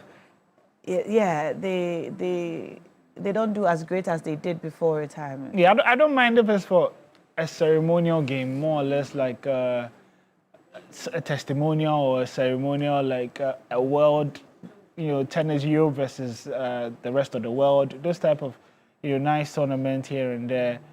It's nice for a one-time ceremony, but there's a reason why you retired in the first place. Nobody knows your body more than yourself, and for you to look at yourself and decide to retire, it just means deep down that you're not at the level that And the thing about sports is that people tend to remember your last days.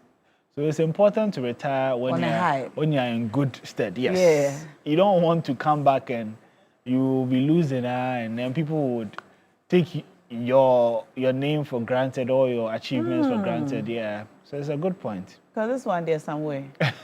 Anyway, well, it's nice to see them play together. Yeah, at least. We haven't seen that in a while. Yeah. Yeah, it's nice to see them play together. Yeah. Anyway, good for them. Thank you for bringing us sports today. It's been a while since your team played, though. Media General. Oh, we are. When is your next match? We are training for the new season. Yeah, which season is that? We're doing pre-season. So. All right, well, we look forward to it. All the best, Oreko, to you. Thank you. And there's more on 3 Sports for updates, everything happening in the world of sports. Stay with us. When we come back, we have more for you on TV3 Newday.